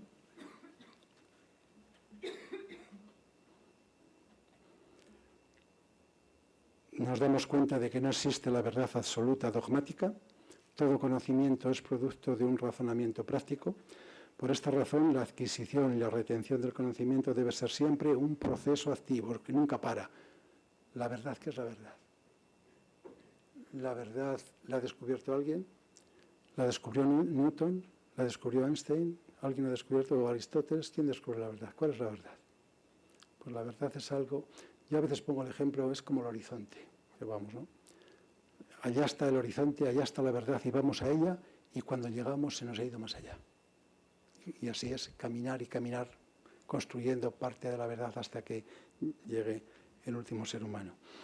Bien, otras conductas sociales a las que se llega, escucharse unos a otros, apoyarse unos a otros, corroborando, someter los puntos de vista a la investigación crítica, que eso a muchos chicos les cuesta, someter lo que ellos piensan, porque claro, no voy a entrar aquí en la psicología, por ejemplo, de los adolescentes y jóvenes, que muchas veces esa personalidad se está haciendo y necesita apoyarse en algo, y entonces defiende una idea y viene otro y se la echa por tierra y se queda, pues aprender a que esa se la pueden echar por tierra, que no hay nada firme, eso les da seguridad y personalidad, madurez. Dar razones que apoyen las opiniones de los otros, tomar las ideas de los otros con seriedad, esto también es importante, que a veces se toman a broma, las de algunos por lo menos. Disposición de estar abierto es fundamental, ser capaz de cambiar las propias opiniones y las propias prioridades cuando tengo que cambiarlas. Es la voluntad de ser transformado y afectado por el otro. Yo creo que todo esto, bueno, pues no hace falta pararse mucho en ello. Bien, todo esto es esencial para el diálogo, desarrolla la confianza.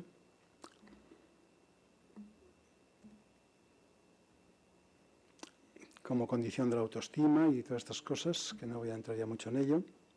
Ya no son las autoridades las que saben lo que conviene a los subordinados, los que toman las decisiones. Un programa de evaluación es un proceso mediante el cual los que participan aprenden sobre ellos mismos y la racionalidad de su comportamiento. Tengo que decir que algo es la evaluación, la autoevaluación, y algo diferente es luego la calificación, la nota que se pone a raíz de esa evaluación. No vamos a entrar en ello, pero nos llevaría tiempo pero que sepamos distinguir estas cosas, ¿no? Y ya estamos terminando esta parte teórica. Dice Matthew Lipman, existe un lugar muy especial en las vidas de muchos niños que solo pueden llenarse con la filosofía. y con la filosofía en parte como yo he intentado también mostrarla aquí, diciendo que ojalá haya una filosofía matemática, física, literatura, etcétera, etcétera. Bueno, esta idea del falibilismo, no he dicho, quería decir la palabra, por eso lo puse al final. No hay infalibilidad, todo es falible, toda verdad es falible. Las ideas que defendemos son revisables, no son infalibles ninguna. No se puede afirmar con contundencia que la investigación sobre un tema ya esté acabada, porque mañana se descubren cosas nuevas. El falibilismo también es una palabra y un concepto y algo estudiado por el filósofo norteamericano Peirce. Así surge como virtud exigida por el contexto la tolerancia al reconocer la diversidad como enriquecimiento y no como obstáculo. Creo que es fundamental el reconocer la diversidad como enriquecimiento y no como obstáculo. Lo dejo así un poquito para que se piense. En mi país, pero aquí en el Perú, que también hay mucha diversidad de todo, como enriquecimiento y no como obstáculo y no como enfrentamiento, etc. Que el saber de las cosas y no obrallas no es ser filósofo, sino gramático, dijo Baltasar Gracián, un autor español del siglo XVI.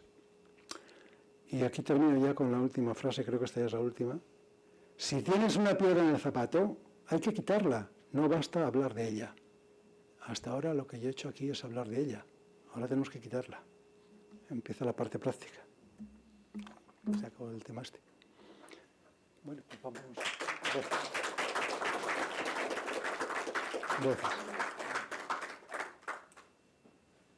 Repartimos entonces las hojas. ¿Ya están repartidas o no? Todos ya tienen. Ah, todos tienen. Bueno, vamos a coger una.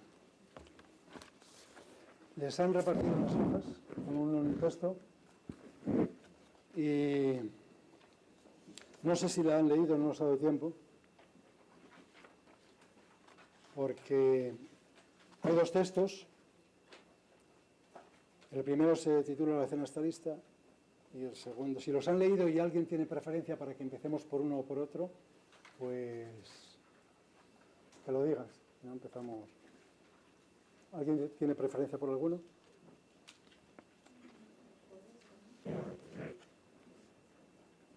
Bueno, pues si no empezamos por el primero, luego si nos da tiempo hacemos también el segundo y ya está. Hemos dicho, esto es un trozo de una narración de una novela de Matthew Liebman. Él mismo nos decía que esta novela está hecha para niños norteamericanos y que luego nosotros en cada país debemos escribir nuestras propias novelas de acuerdo a la idiosincrasia de todo lo que hay en nuestros países, ¿no? Bueno, yo de hecho he escrito, por ejemplo, este libro es una novela que yo he escrito y que yo he utilizado con los alumnos que en aquel entonces en España se decía COU, es decir, preparación para entrar en la universidad. Como digo aquí, viaje apasionante a través de la historia de la filosofía. Bueno, el que yo utilizaba el año anterior, de Introducción a la Filosofía, está en la editorial Paidós. Es un libro un poco gordo. Bueno, quiero decir que se puede adquirir en la editorial y que traje un ejemplar para que lo vieran, pero que estuve dando una exposición, una charla de estas en Arequipa, y los estudiantes querían ese libro y se quedaron con él, y ya me dejaron, digo, pues ya no lo puedo enseñar, no lo puedo enseñar en libro, o sea, pero que se puede adquirir, se llama Filosofar en la Escuela. Entonces, como recurso, vamos a utilizar un trozo de una novela de Liebman. Hemos dicho que esto lo vamos leyendo entre todos. Normalmente los alumnos suelen colaborar y aquí espero que mucho más todavía, porque aquí ahí los alumnos sois especiales todos. Y yo diría que vamos a leer entre todos, cada uno un párrafo, aunque el párrafo sea de una línea o de 3 palabras, cada uno un párrafo. Y que yo no voy a decir lee, que libremente el que quiera que lea. Entonces, vamos a empezar a leerlo y ya está. ¿Alguien quiere empezar el primer párrafo? Muy bien. A Lisa le encantaba el pollo asado, bien tostado. Se le hacía la boca agua al recordarlo. le vino a la mente el pensamiento de cómo Paco intentaba burlarse de ella en el colegio. Lisa come pollo muerto. Lisa no se ha enfadado, se rió y contestó. A ver, otra persona si quiere, cada párrafo uno. Al que no le guste el pollo asado, al menos como lo hace mi madre, debe estar loco de remar. A ver, otro. Al día siguiente Miguel comentó: A ver, otra persona. Que bien lo pasé este fin de semana. Mi madre me llevó a una cacería de patos. Otro. Hace falta mucho coraje para ir a cazar patos, farfulló Tomás. Están tan bien armados. A ver. Muy gracioso, contestó Miguel. Tú no comes esas aves, ¿por qué las matas? Insiste Tomás. Hay demasiadas, se justificó Miguel. ¿Quién ha decidido cuántas son demasiadas? Terció Ana. A ver, otro. Además tenemos derecho a cazar. Sí. Cualquier día dirás que tenemos derecho a matar personas, porque hay demasiadas, dijo Juan. Las personas y los animales son completamente diferentes. ¿Quieres decir que los animales no tienen sentimientos? ¿Tienen los animales derecho a vivir? De acuerdo. Pues este es un trozo que he elegido, podría haber sido otro cualquiera, y ahora lo que voy a pedirles es que piensen qué es lo que más les ha llamado la atención, lo que más les ha preocupado, algo que les llegue a los intereses de su vida y que lo formulen en forma de pregunta, porque ya saben que filosofar es preguntar para que pueda haber el diálogo. Y quería pedirles una cosa, que yo creo que sí se van a atrever, si no lo haría yo, pero les voy a pedir que el tema que más les haya preocupado y que pongan ahí en forma de pregunta o lo tengan en la mente, cuando lo tengan, salgan y lo pongan en la pizarra. Lo escriban en la pizarra para que todo el mundo lo pueda ver y luego podamos debatirlo.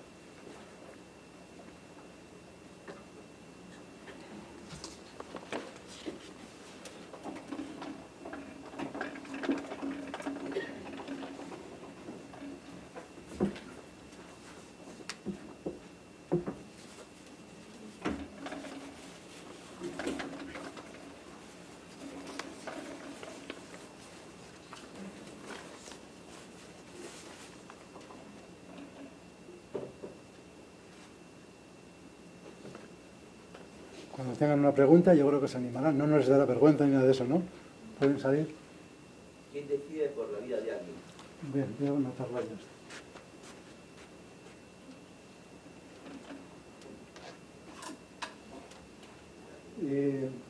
Ya digo que estoy invitando a que salgan, lo escriban y pongan a continuación su nombre, que es lo que debe hacerse también, porque cada uno debe saber qué es su pregunta. ¿Quiere escribirlo usted o lo escribo yo? Si quiere, lo escribo usted. Sin miedo. Pone su pregunta y su nombre al final. He tomado el azul, pero hay negro y rojo, el que mejor le quede.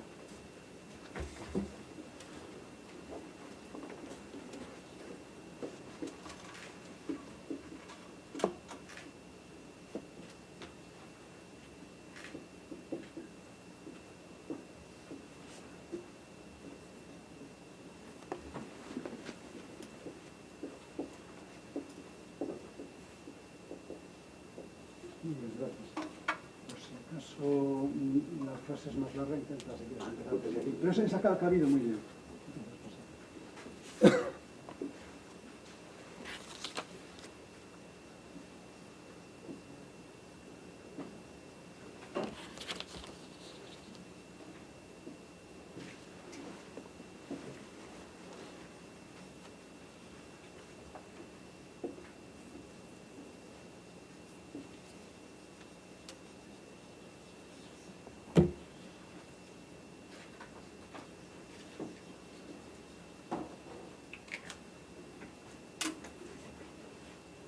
¿Habrá alguien más que quiera poner su tema?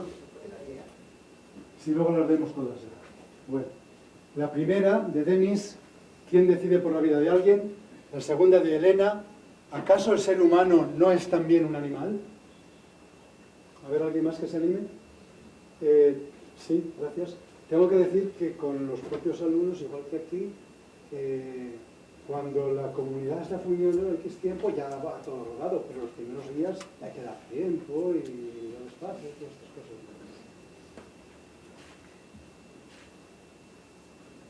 ¿Te cabe en una línea?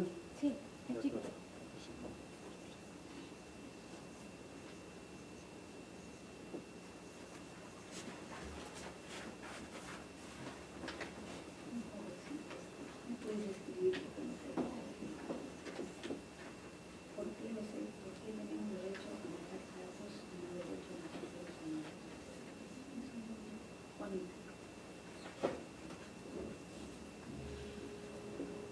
Bueno, Rosana dice, hay demasiadas, se justificó Miguel.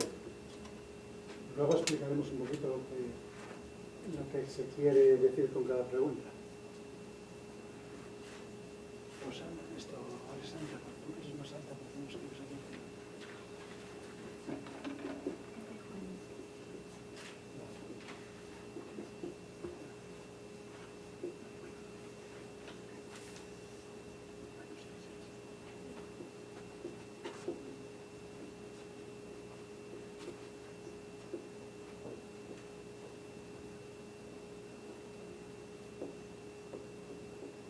La siguiente pregunta. Juanita.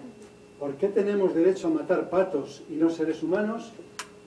Se pregunta Juanita. O nos pregunta a todos. ¿Alguien más?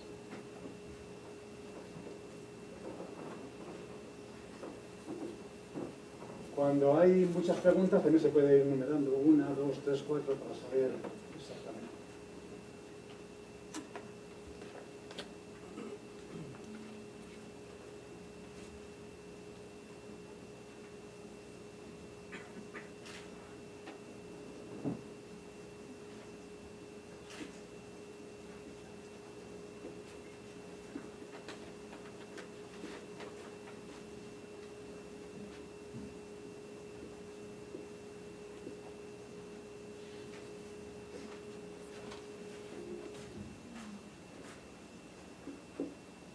¿Y tu nombre, por favor?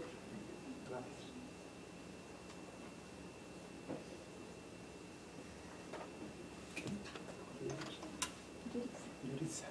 Yurisa nos pregunta, ¿las personas y los animales son completamente diferentes?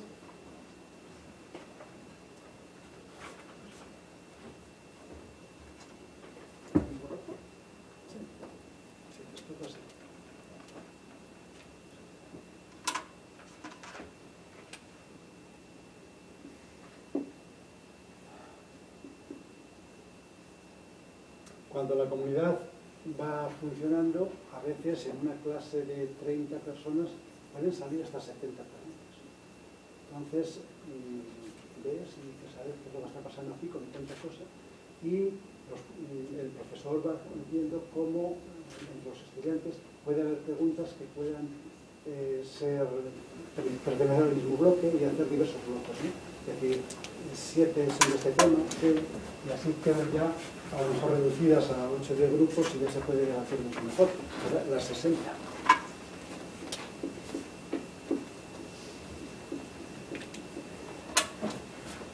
Tenemos derecho a matar, debemos hacerlo, dice Carmen.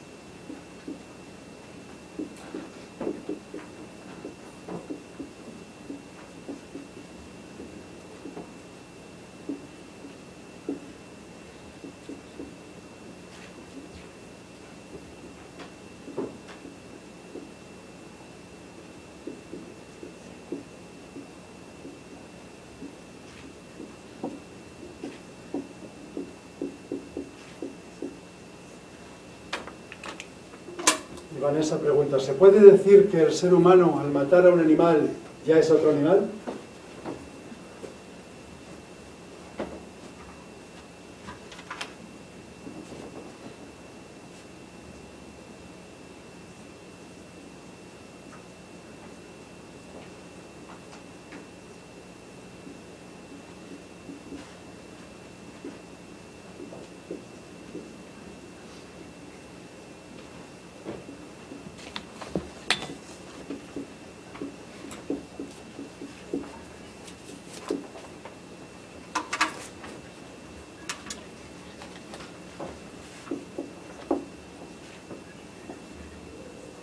para tener salud hay que comer animales. ¿No has puesto tu nombre? Para tener salud.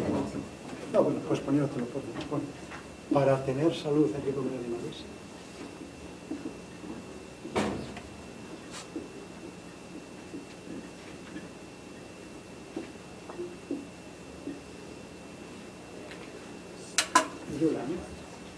Yula dice, ¿cuándo se vuelve abusivo el ejercicio de un derecho?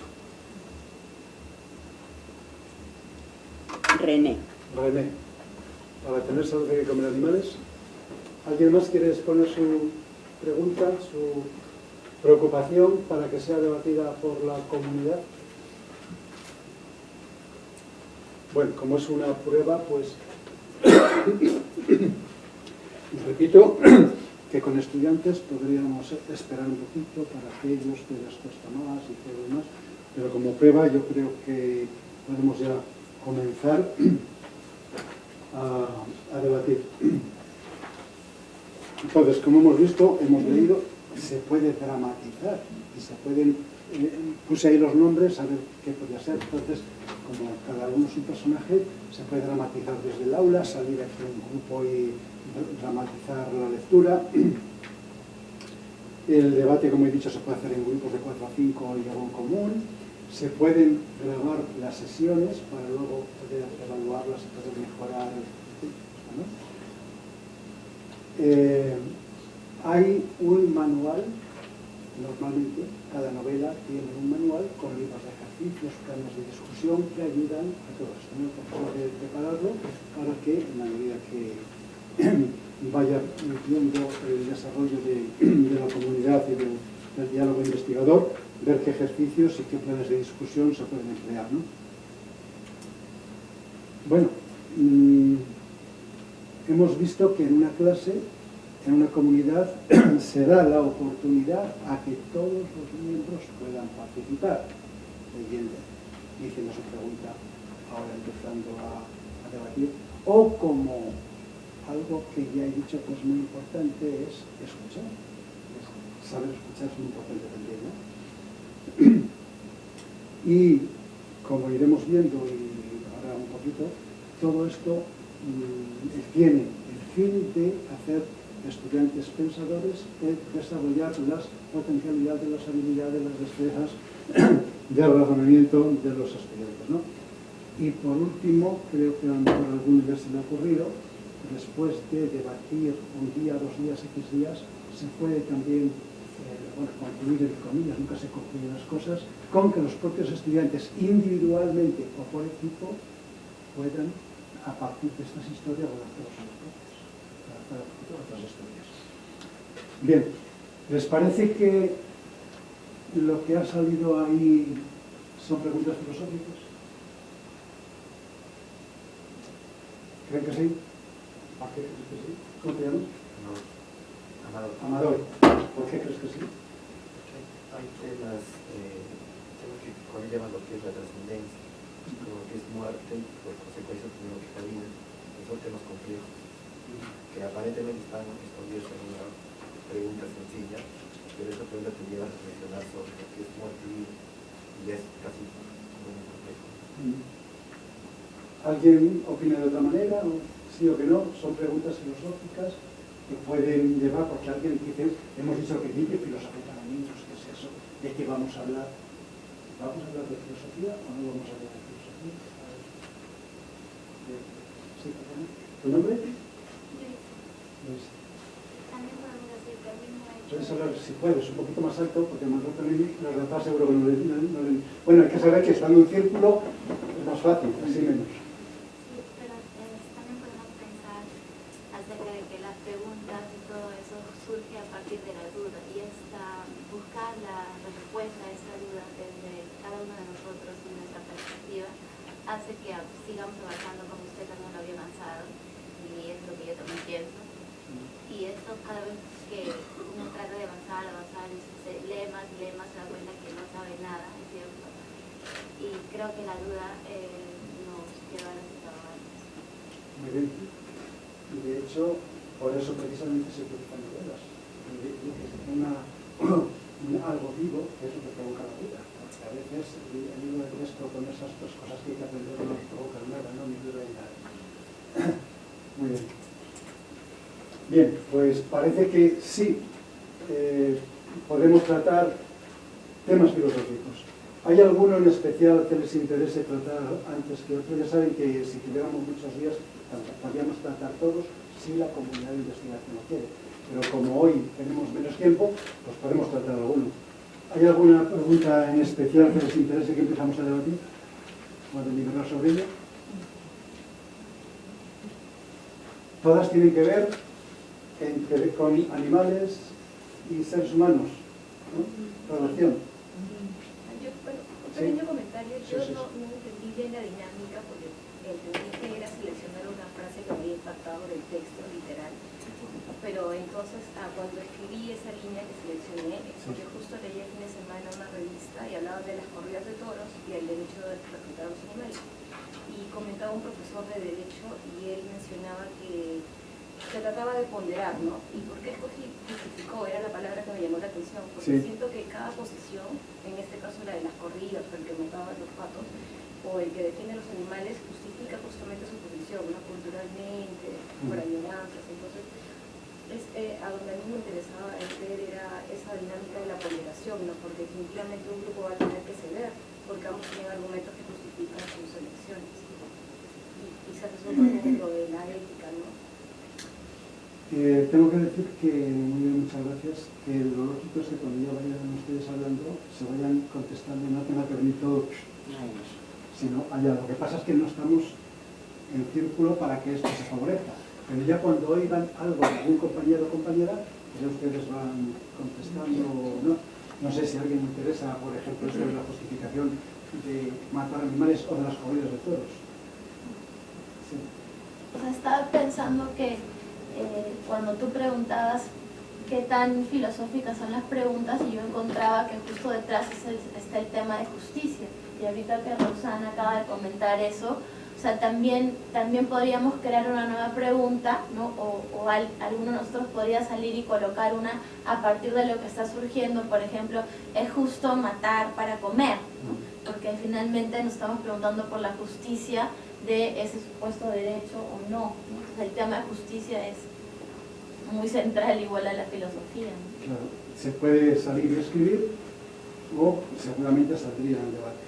O sea, que ahí está ya implícito y saldría, ¿es justo matar? ¿Es justo cazar? ¿Es justo esto o no es justo? ¿Es justo? ¿Es ético? ¿Es lo que sea? Y entonces ahí estamos pues ya debatiendo un tema como el tema de la justicia. No sé, podría... A ver si... Yo estoy pensando, Joseph. Estaba pensando que al principio estas preguntas van a aflorar primero las opiniones y luego había que buscar, no sé si la estadística, pero tratar de justificar esas opiniones. Y Rosana comentó al final quién tenía que ceder. Yo creo que si al final esas opiniones buscan un sustento de verdad, no habrá que ceder, sino habrá que ir hacia esa verdad. Entonces, buscar de repente un concepto común de vida, un concepto común de justicia, y luego el que tenía una opinión opuesta querrá ir ahí porque es la verdad. Tal vez como punto, a lo mejor para comenzar, ¿qué es lo que nos parece razonable? Por ejemplo, para sentarnos en algo. Y ahí vamos diciendo, ¿y es razonable hacer o no? Sí, perdona, ¿tu nombre? Carlos. Carlos, gracias. Sí, justo respecto a lo que comentaba un poco, tenemos que comenzar diciendo que es verdad, ¿no? Porque, por ejemplo, yo soy cristiano, ¿no? Para mí la verdad es Jesús, pero porque llegaron los españoles y todo por ese lado. Pero si es que probablemente no hubieran llegado los españoles sino los árabes, para mí la verdad hubiera sido, pues, Alá, ¿no? Entonces, tenemos que partir un poco ahí. Y aparte son poco propio de la persona, porque, por ejemplo, para los que están apasionados con esto de matar toros, ¿no? Para ellos es un arte. Pero nosotros pues, no estamos dentro de ese círculo, de ese tipo de cultura, para mí es una matanza. Y lo mismo pasa, ¿no? Si se van a cazar venados, para ellos es un deporte, pero para mí también sigue siendo una matanza, ¿no? Entonces tendríamos que partir un poco de ese punto, ¿no? Bueno, a veces el tema de qué es la verdad queremos partir de qué, pero a lo mejor no sabemos porque no sabemos. Y entonces, a lo mejor, verdad o justicia, lo que sea. A lo mejor no hay que dar tanta importancia a de dónde partimos de la verdad, sino a ver si llegamos a la verdad, después del debate, ¿no? Después del debate ya me he aclarado y me he acercado un poquito más a la verdad, que a lo mejor es más interesante que partir del debate. Sí. También me pregunto, con este debate de la muerte, de animales y todo, también está el aspecto estético que nosotros tenemos de un animal que es grande. Pero ¿qué pasa cuando matas 1 millón de hormigas? ¿También no estás matando? ¿Es acaso solamente la diferencia de que sea un animal mayor grande que impacte mayor, que cause mayor impacto sensorial, hace de que ya sea una muerte que sea digna de decir que no se debe matar, pero cuando matas hormigas también porque te molestan, o sea, también es muerte? Porque hay muchas. También hay muchas, pero hay muchas preguntas, ¿no? Hay demasiadas, hay que decir que hay demasiadas. Entonces eso te hace reflexionar sobre qué es la noción de cantidad y de muerte, ¿no? Sí. ¿Cómo se llama? ¿Tu nombre? Sí. Carlos. Carlos, sí. Creo que entendí, has dicho que eres cristiano, ¿verdad? Sí. Pero cuando se habla en la Biblia también habla de matar al cordero, ¿no? Y que más bien eso manifiesta como una elevación, algo subliminal hacia lo divino, ¿no? Entonces, ¿en qué punto estás tú? ¿Se mata o no se mata? Claro, lo que pasa es que también tendríamos que basar, no podemos, es que también se basa en muchas cosas, porque por ejemplo, si ahorita me pongo a pensar que el sacrificio de cordero no se hace ahora, pues, ¿no? Que se hacía en ese tiempo, entonces yo diría que los aztecas o los mayas violaron los derechos humanos.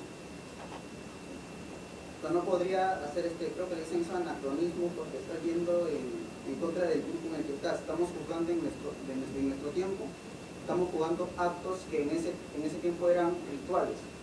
Claro, pero también estás hablando de Jesús, que ahorita no está, pero lo tenemos en referencia, ¿no? Es un contexto personal, de vivencia, de creer en Él, ¿no? Entonces, aparte, siempre también en la Biblia indica que para comer, ¿no? En comunidad y se daba como tal. En ningún momento se ve que Jesús dice no hay que comer carne, ¿no? Bien, de todas maneras, bueno, en estos casos cuando se toca el tema de la religión, pues ya sabemos que es algo muy personal de cada uno y que tampoco debemos interrogar a alguien sobre sus creencias, que es muy libre. El programa precisamente lo que quiere es que si alguien es ateo no sea consecuentemente, y el que sea cristiano lo mismo, que no sea corrompido por hacerlo, no sea respetando al otro, pero que es eso, desarrollando sus piezas y pensando, sí, perdón, tu nombre. Sí, Elena. Sí, creo que ha sido interesante lo que han hablado del anacronismo, etcétera, para hacernos ver que hay una evolución histórica en las concepciones que se pueden tener. Ahora se ve como un tema muy importante el respeto a los animales. Ha aumentado la tenencia de mascotas y la inversión que se hace en ellas. En las noticias ustedes ven, se entra en los medios digitales y dicen, ¿no? Le dejó toda su fortuna a la mascota, le gasta más en su mascota que en sus hijos, etc., ¿no? Lo mismo ha pasado con la mujer en un momento. Hace mucho tiempo, ya digamos en la Edad Media, recientemente, la mujer era prácticamente considerada un mueble, que ni siquiera tenía derecho a votar ni a estudiar. Primero estudiaba, luego estudiaba, luego recién ha votado aquí en Perú en el gobierno de Odría, en las municipales, recién, o sea, a mediados del siglo pasado recién podemos votar. Y todavía sigue esa sensación de machismo, que tiene mucha relación con eso. Pienso yo que estos temas se discuten y se profundizan en función de la evolución que tiene una sociedad, su mejoramiento, su perfeccionamiento, y como dijo en un momento Da Vinci, que se medirá en un futuro, él está hablando del Renacimiento, se medirá las sociedades de acuerdo a cómo tratan a los animales. Entonces creo que por ahí va la idea, no hay que perder de vista la parte histórica. Yo añadiría todo lo que has dicho, los niños. Lo escrito sobre los derechos de los niños y porque se están hablando de animales, de mujeres, cómo han sido considerados los niños y cómo se siguen considerando poner para pensar, ¿sí? A mí me viene a la mente el problema de las constituciones de gobiernos democráticos que felizmente apoyan la no pena de muerte, ¿no? Y yo me pregunto, ¿estaremos avanzando como humanidad en los últimos años en contra de la dictadura, que son las que más justifican las muertes, ya sea en guerras o de algunas otras formas, ¿no? La muerte de seres humanos? Bien, hablamos de animales, ahora hablamos también de seres humanos y hablamos de guerras.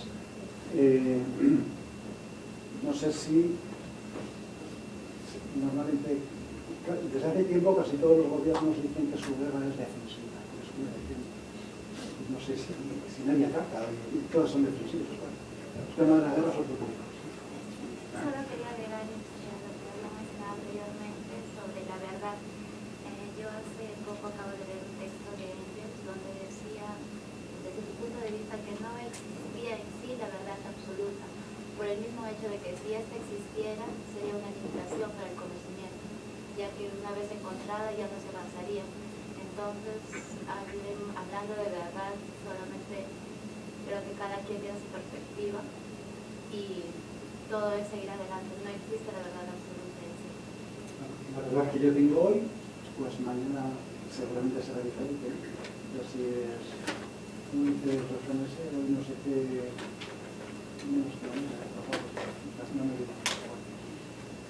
Bien, ¿les parece que hay diferencia entre los seres humanos y los animales? ¿No sé, alguien por ahí que no haya hablado que quiera participar?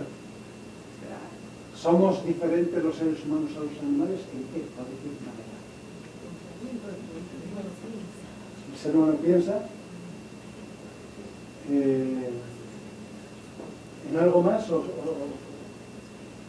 Y bueno, yo no sé si el ser humano piensa. ¿Todos los seres humanos piensan?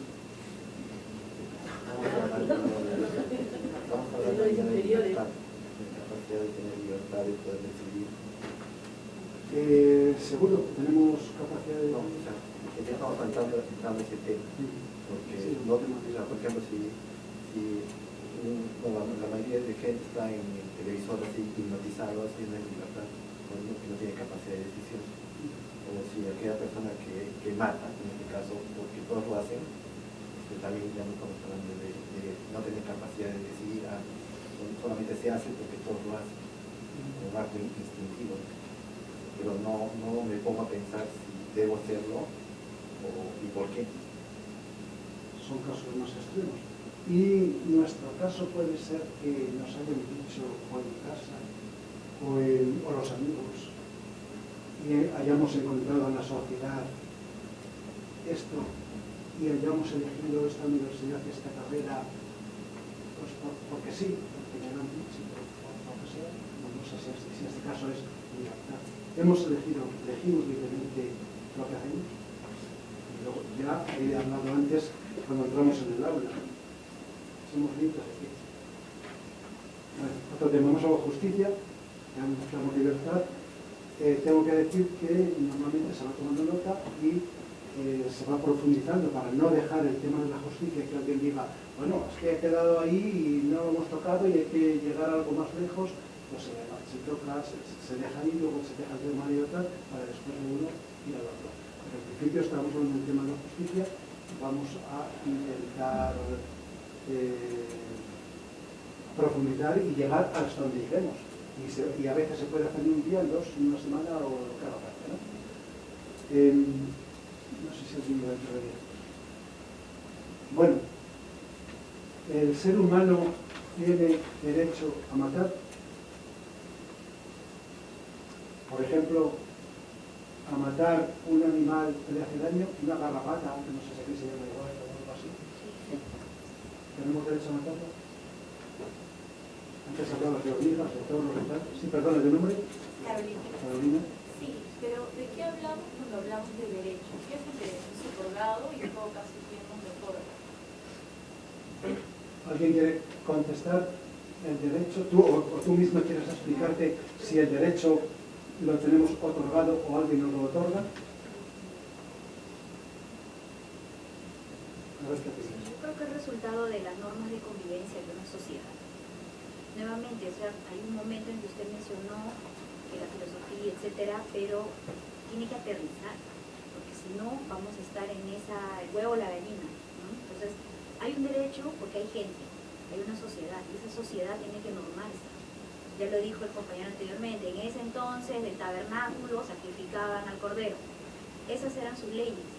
Hoy en día, este Estado, en fin, esta sociedad tiene otras normas de convivencia, por lo tanto, su derecho, o sea, el derecho con D mayúscula, ¿no? El derecho, lo que vendría a ser las leyes, las normas, etcétera, han sido establecidas como parte de todo un proceso de normas de convivencia. Y ahí viene eso que usted dice, como parte de ese resultado, por ejemplo, surgió lo de los derechos del niño. Antes, ¿qué niño? No existía el niño dentro de la imagen de las normas de convivencia, no eran todos los adultos, y adultos varones. Yo creo que no hay que perder de vista que todas estas cosas que discutimos están dentro de una sociedad. Esa sociedad evoluciona y en ella es que se va mejorando, perfeccionando, profundizando estos términos. ¿Están de acuerdo con lo que estaba diciendo también? ¿Quieres decir algo? ¿Elena, ¿quieres decir algo?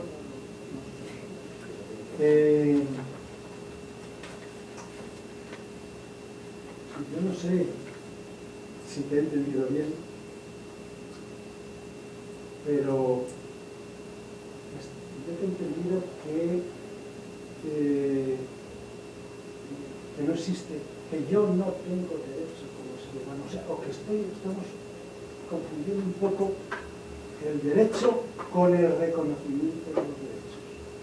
Puede ser que un ser humano tenga derecho desde que nace y desde Adán y Eva, a pesar de que ninguna sociedad lo haya reconocido, y que una sociedad, por eso estamos luchando por los derechos, porque los derechos son innatos al ser humano, los animales tienen los niños, el niño, la mujer, etc.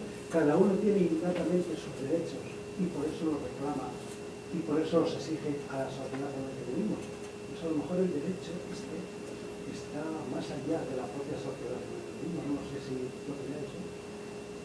Está bueno lo que usted ha dicho, el reconocimiento, porque puede ser que sí se tenga, claro, pero la sociedad todavía no se da cuenta. No se da cuenta. Entonces, en esa evolución hay un momento, por eso estoy diciendo del perfeccionamiento y del mejoramiento, en un momento que se da cuenta. Por ejemplo, ahora, como supremo derecho humano, es el derecho a la vida. Pero eso, ¿en qué momento la misma sociedad se dio cuenta de que eso existía? Antes no. Y por eso su práctica cotidiana era, pues, así como han dicho, ¿no? Matar aquí, matar allá, en fin, ¿no? Pero eso no quiere decir que esté bien o mal, así per se, sino que responde a una evolución de una sociedad. Hoy en día se supone que estamos mejor, porque ya reconocemos los derechos de todos, se reconocen los derechos de los niños, mujeres, etc. Por eso digo, se supone que estamos mejor porque ya hemos avanzado en eso. Puede ser que en otras cosas no estemos avanzados todavía hasta lo que se requiere, ¿no? Pero no hay que perder de vista esto que usted ha mencionado, que es el tema de reconocer que hay algo que existe. Entonces, eso me parece que sí, hay una diferencia. Una diferencia entre el derecho que alguien puede tener innatamente y el reconocimiento que la sociedad hace. No sé si alguien quiere opinar. O voy a decir otra pregunta. Hoy día, como has dicho, la sociedad, bueno, en el deportivo que ha avanzado, hay gente que cree que no, pero bueno, sí, vamos a pesar de muchas cosas avanzando. Y ha habido hace ya muchos años un reconocimiento universal de los derechos humanos. Entonces ahí ya se ha dado un paso, y es que un montón de naciones de todo el mundo ha firmado y reconocido los derechos humanos. Pero, a lo mejor aquí hay personas que opinan, y yo también opino, que sean reconocidos en un papelito, pero cuando salimos a la calle, a lo mejor no están tan reconocidos. Sí, perdón. Sí, en ese ¿Tu nombre es? ¿Perdón? ¿Tu nombre? Eric. Eric, muy bien. En ese sentido, partiendo un poco lo que comentábamos, ¿no? La idea de la realidad, del día a día. Por ejemplo, uno comienza a hablar a los chicos, los alumnos, sobre este tema de los derechos y todo, y sin ir muy lejos, pues más que una evolución, parece una evolución, en donde más bien todos esos derechos pues, son pisoteados, tú sales y ya no hay ni seguridad ni tu propia casa. Entonces uno se venía cuestionando, entonces, ¿para qué tanta historia, para qué tanta evolución, para qué tanta cuestión de hablar inclusive hasta de derechos de la cuarta generación, cuando en la práctica no es así? O sea, inclusive hasta por usar un título de película, el enemigo está también inclusive en tu propia casa. Entonces, estamos, ¿a dónde vamos llegando? Ya parezco medio existencialista, pero bueno. Ahí estamos en que a lo mejor la sociedad y la vida es así y va caminando a base de contradicciones, sí. Y todo eso nos ayuda precisamente a seguir avanzando, no sé. Sí. Eso también da pie a reflexionar sobre lo que es, como está el compañero, sobre el miedo. O sea, los derechos se miden también en el espacio público, en la calle, o sea, cómo transito y cuán seguro yo me siento. Entonces, el hecho de que yo evoluciono como sociedad también se expresa como acto de ciudadanía y de civismo en lo que es cómo avanzar esa sociedad en el uso de su espacio público. Entonces, actualmente, en la mayoría de los lugares, el espacio público no es el que deberíamos tener, a excepción de algunas zonas aburguesadas, ¿no? Pero en las otras zonas marginales no existe el espacio público. Y lo que reina es el miedo, lo que ya sabemos, el arrejamiento de las zonas urbanas y todo eso, y ese miedo al otro, al propio. Entonces, no sé si nos estamos humanizando o deshumanizando, porque sentimos miedo de la otra persona, que supuestamente es igual a nosotros, pero notamos como que es el asesino, ¿no? Y justamente no tenemos esa noción de ciudadanía y civismo, no sabemos convivir con el otro, porque no nos han enseñado. O sea, por ejemplo, yo paso por una persona que está mal vestida, le tengo miedo, porque no tenemos espacio público. Entonces, a mí me parece interesante esta dinámica, porque o sea, a los niños se les puede enseñar, a partir de esto, o sea, todo esto que es ciudad también, ¿no? Vamos siguiendo un poco con el existencialismo, con Sartre y cultura ahora, en este caso, ¿no? Perdón, que de moderadora tengo que poner el límite, pero porque hay otro evento que nos están esperando, pues quizás podemos ir cerrando. De acuerdo. Bien. Bueno, pues cerramos ya y no sé, si acaso tienen ahí una hoja para terminar con un ejercicio, por eso ya has visto un poquito cómo es la dinámica. Los animales y las personas en cosas diferentes. Y no nos da tiempo a hablar de la caza, de comer animales o ser vegetariano, de cantidad de cosas, ahí están, que como decimos siempre se puede hablar un 10, un 15, un 30, un 50%, o sea, todo esto depende y allá va. Entonces ahora, para que veamos que hay a veces algunos ejercicios, unos manuales y eso, pues por ejemplo no nos da tiempo ver ya otro de los pensamientos, pero como tienen el papelito lo pueden hacer en su casa, lo hacen en familia, el pensamiento y lo debaten entre todos. Los animales y las personas, ¿en qué son diferentes? Que hemos empezado a debatir. Una pecera llena de pececitos y una piscina llena de niños, ¿son diferentes? ¿En qué? ¿Alguien quiere contestar? Ya saben que lo que importa, esto es un pretexto, es lo que, luego dependiendo de las edades de los chicos y de todo esto, lo que importa es lo que aquí seamos capaces de construir, es esto que dejamos aquí, ¿no? A ver, ¿qué decidimos? ¿Qué decimos nosotros? ¿En qué son diferentes la pecera llena de pececitos y la piscina llena de niños? ¿Alguien se lo puede? Hay que cuidar a los niños, ¿no? ¿Hola? Hay que cuidar a los niños, se pueden ahogar con los pececitos. Muy bien. Pececitos no se ahogan, muy bien. No tendría todos los pececitos mientras un niño se ahoga.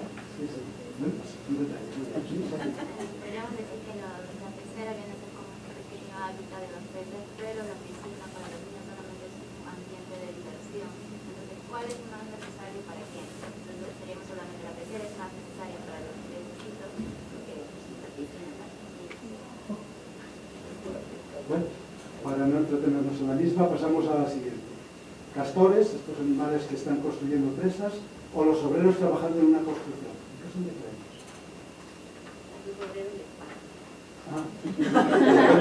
Muy bien, muy bien.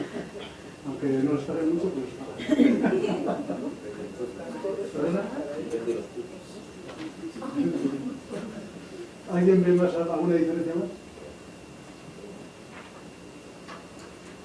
Si unos lo hacen para sí mismos y otros para los demás. Es otro aspecto muy interesante tener en cuenta. Y el otro lo hace como una necesidad de adquirir algo, mientras que los animalitos no se lo hacen porque les nace, no es algo que tiene una contribución sobre su trabajo.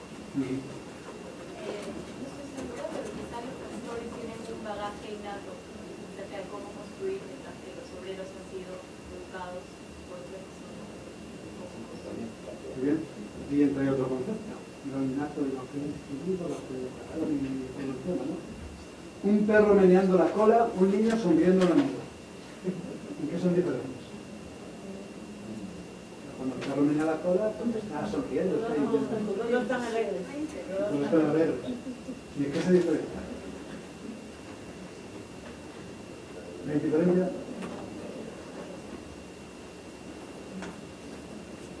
Una ardilla guardando nueces para el invierno o tus padres ahorrando dinero para tus estudios.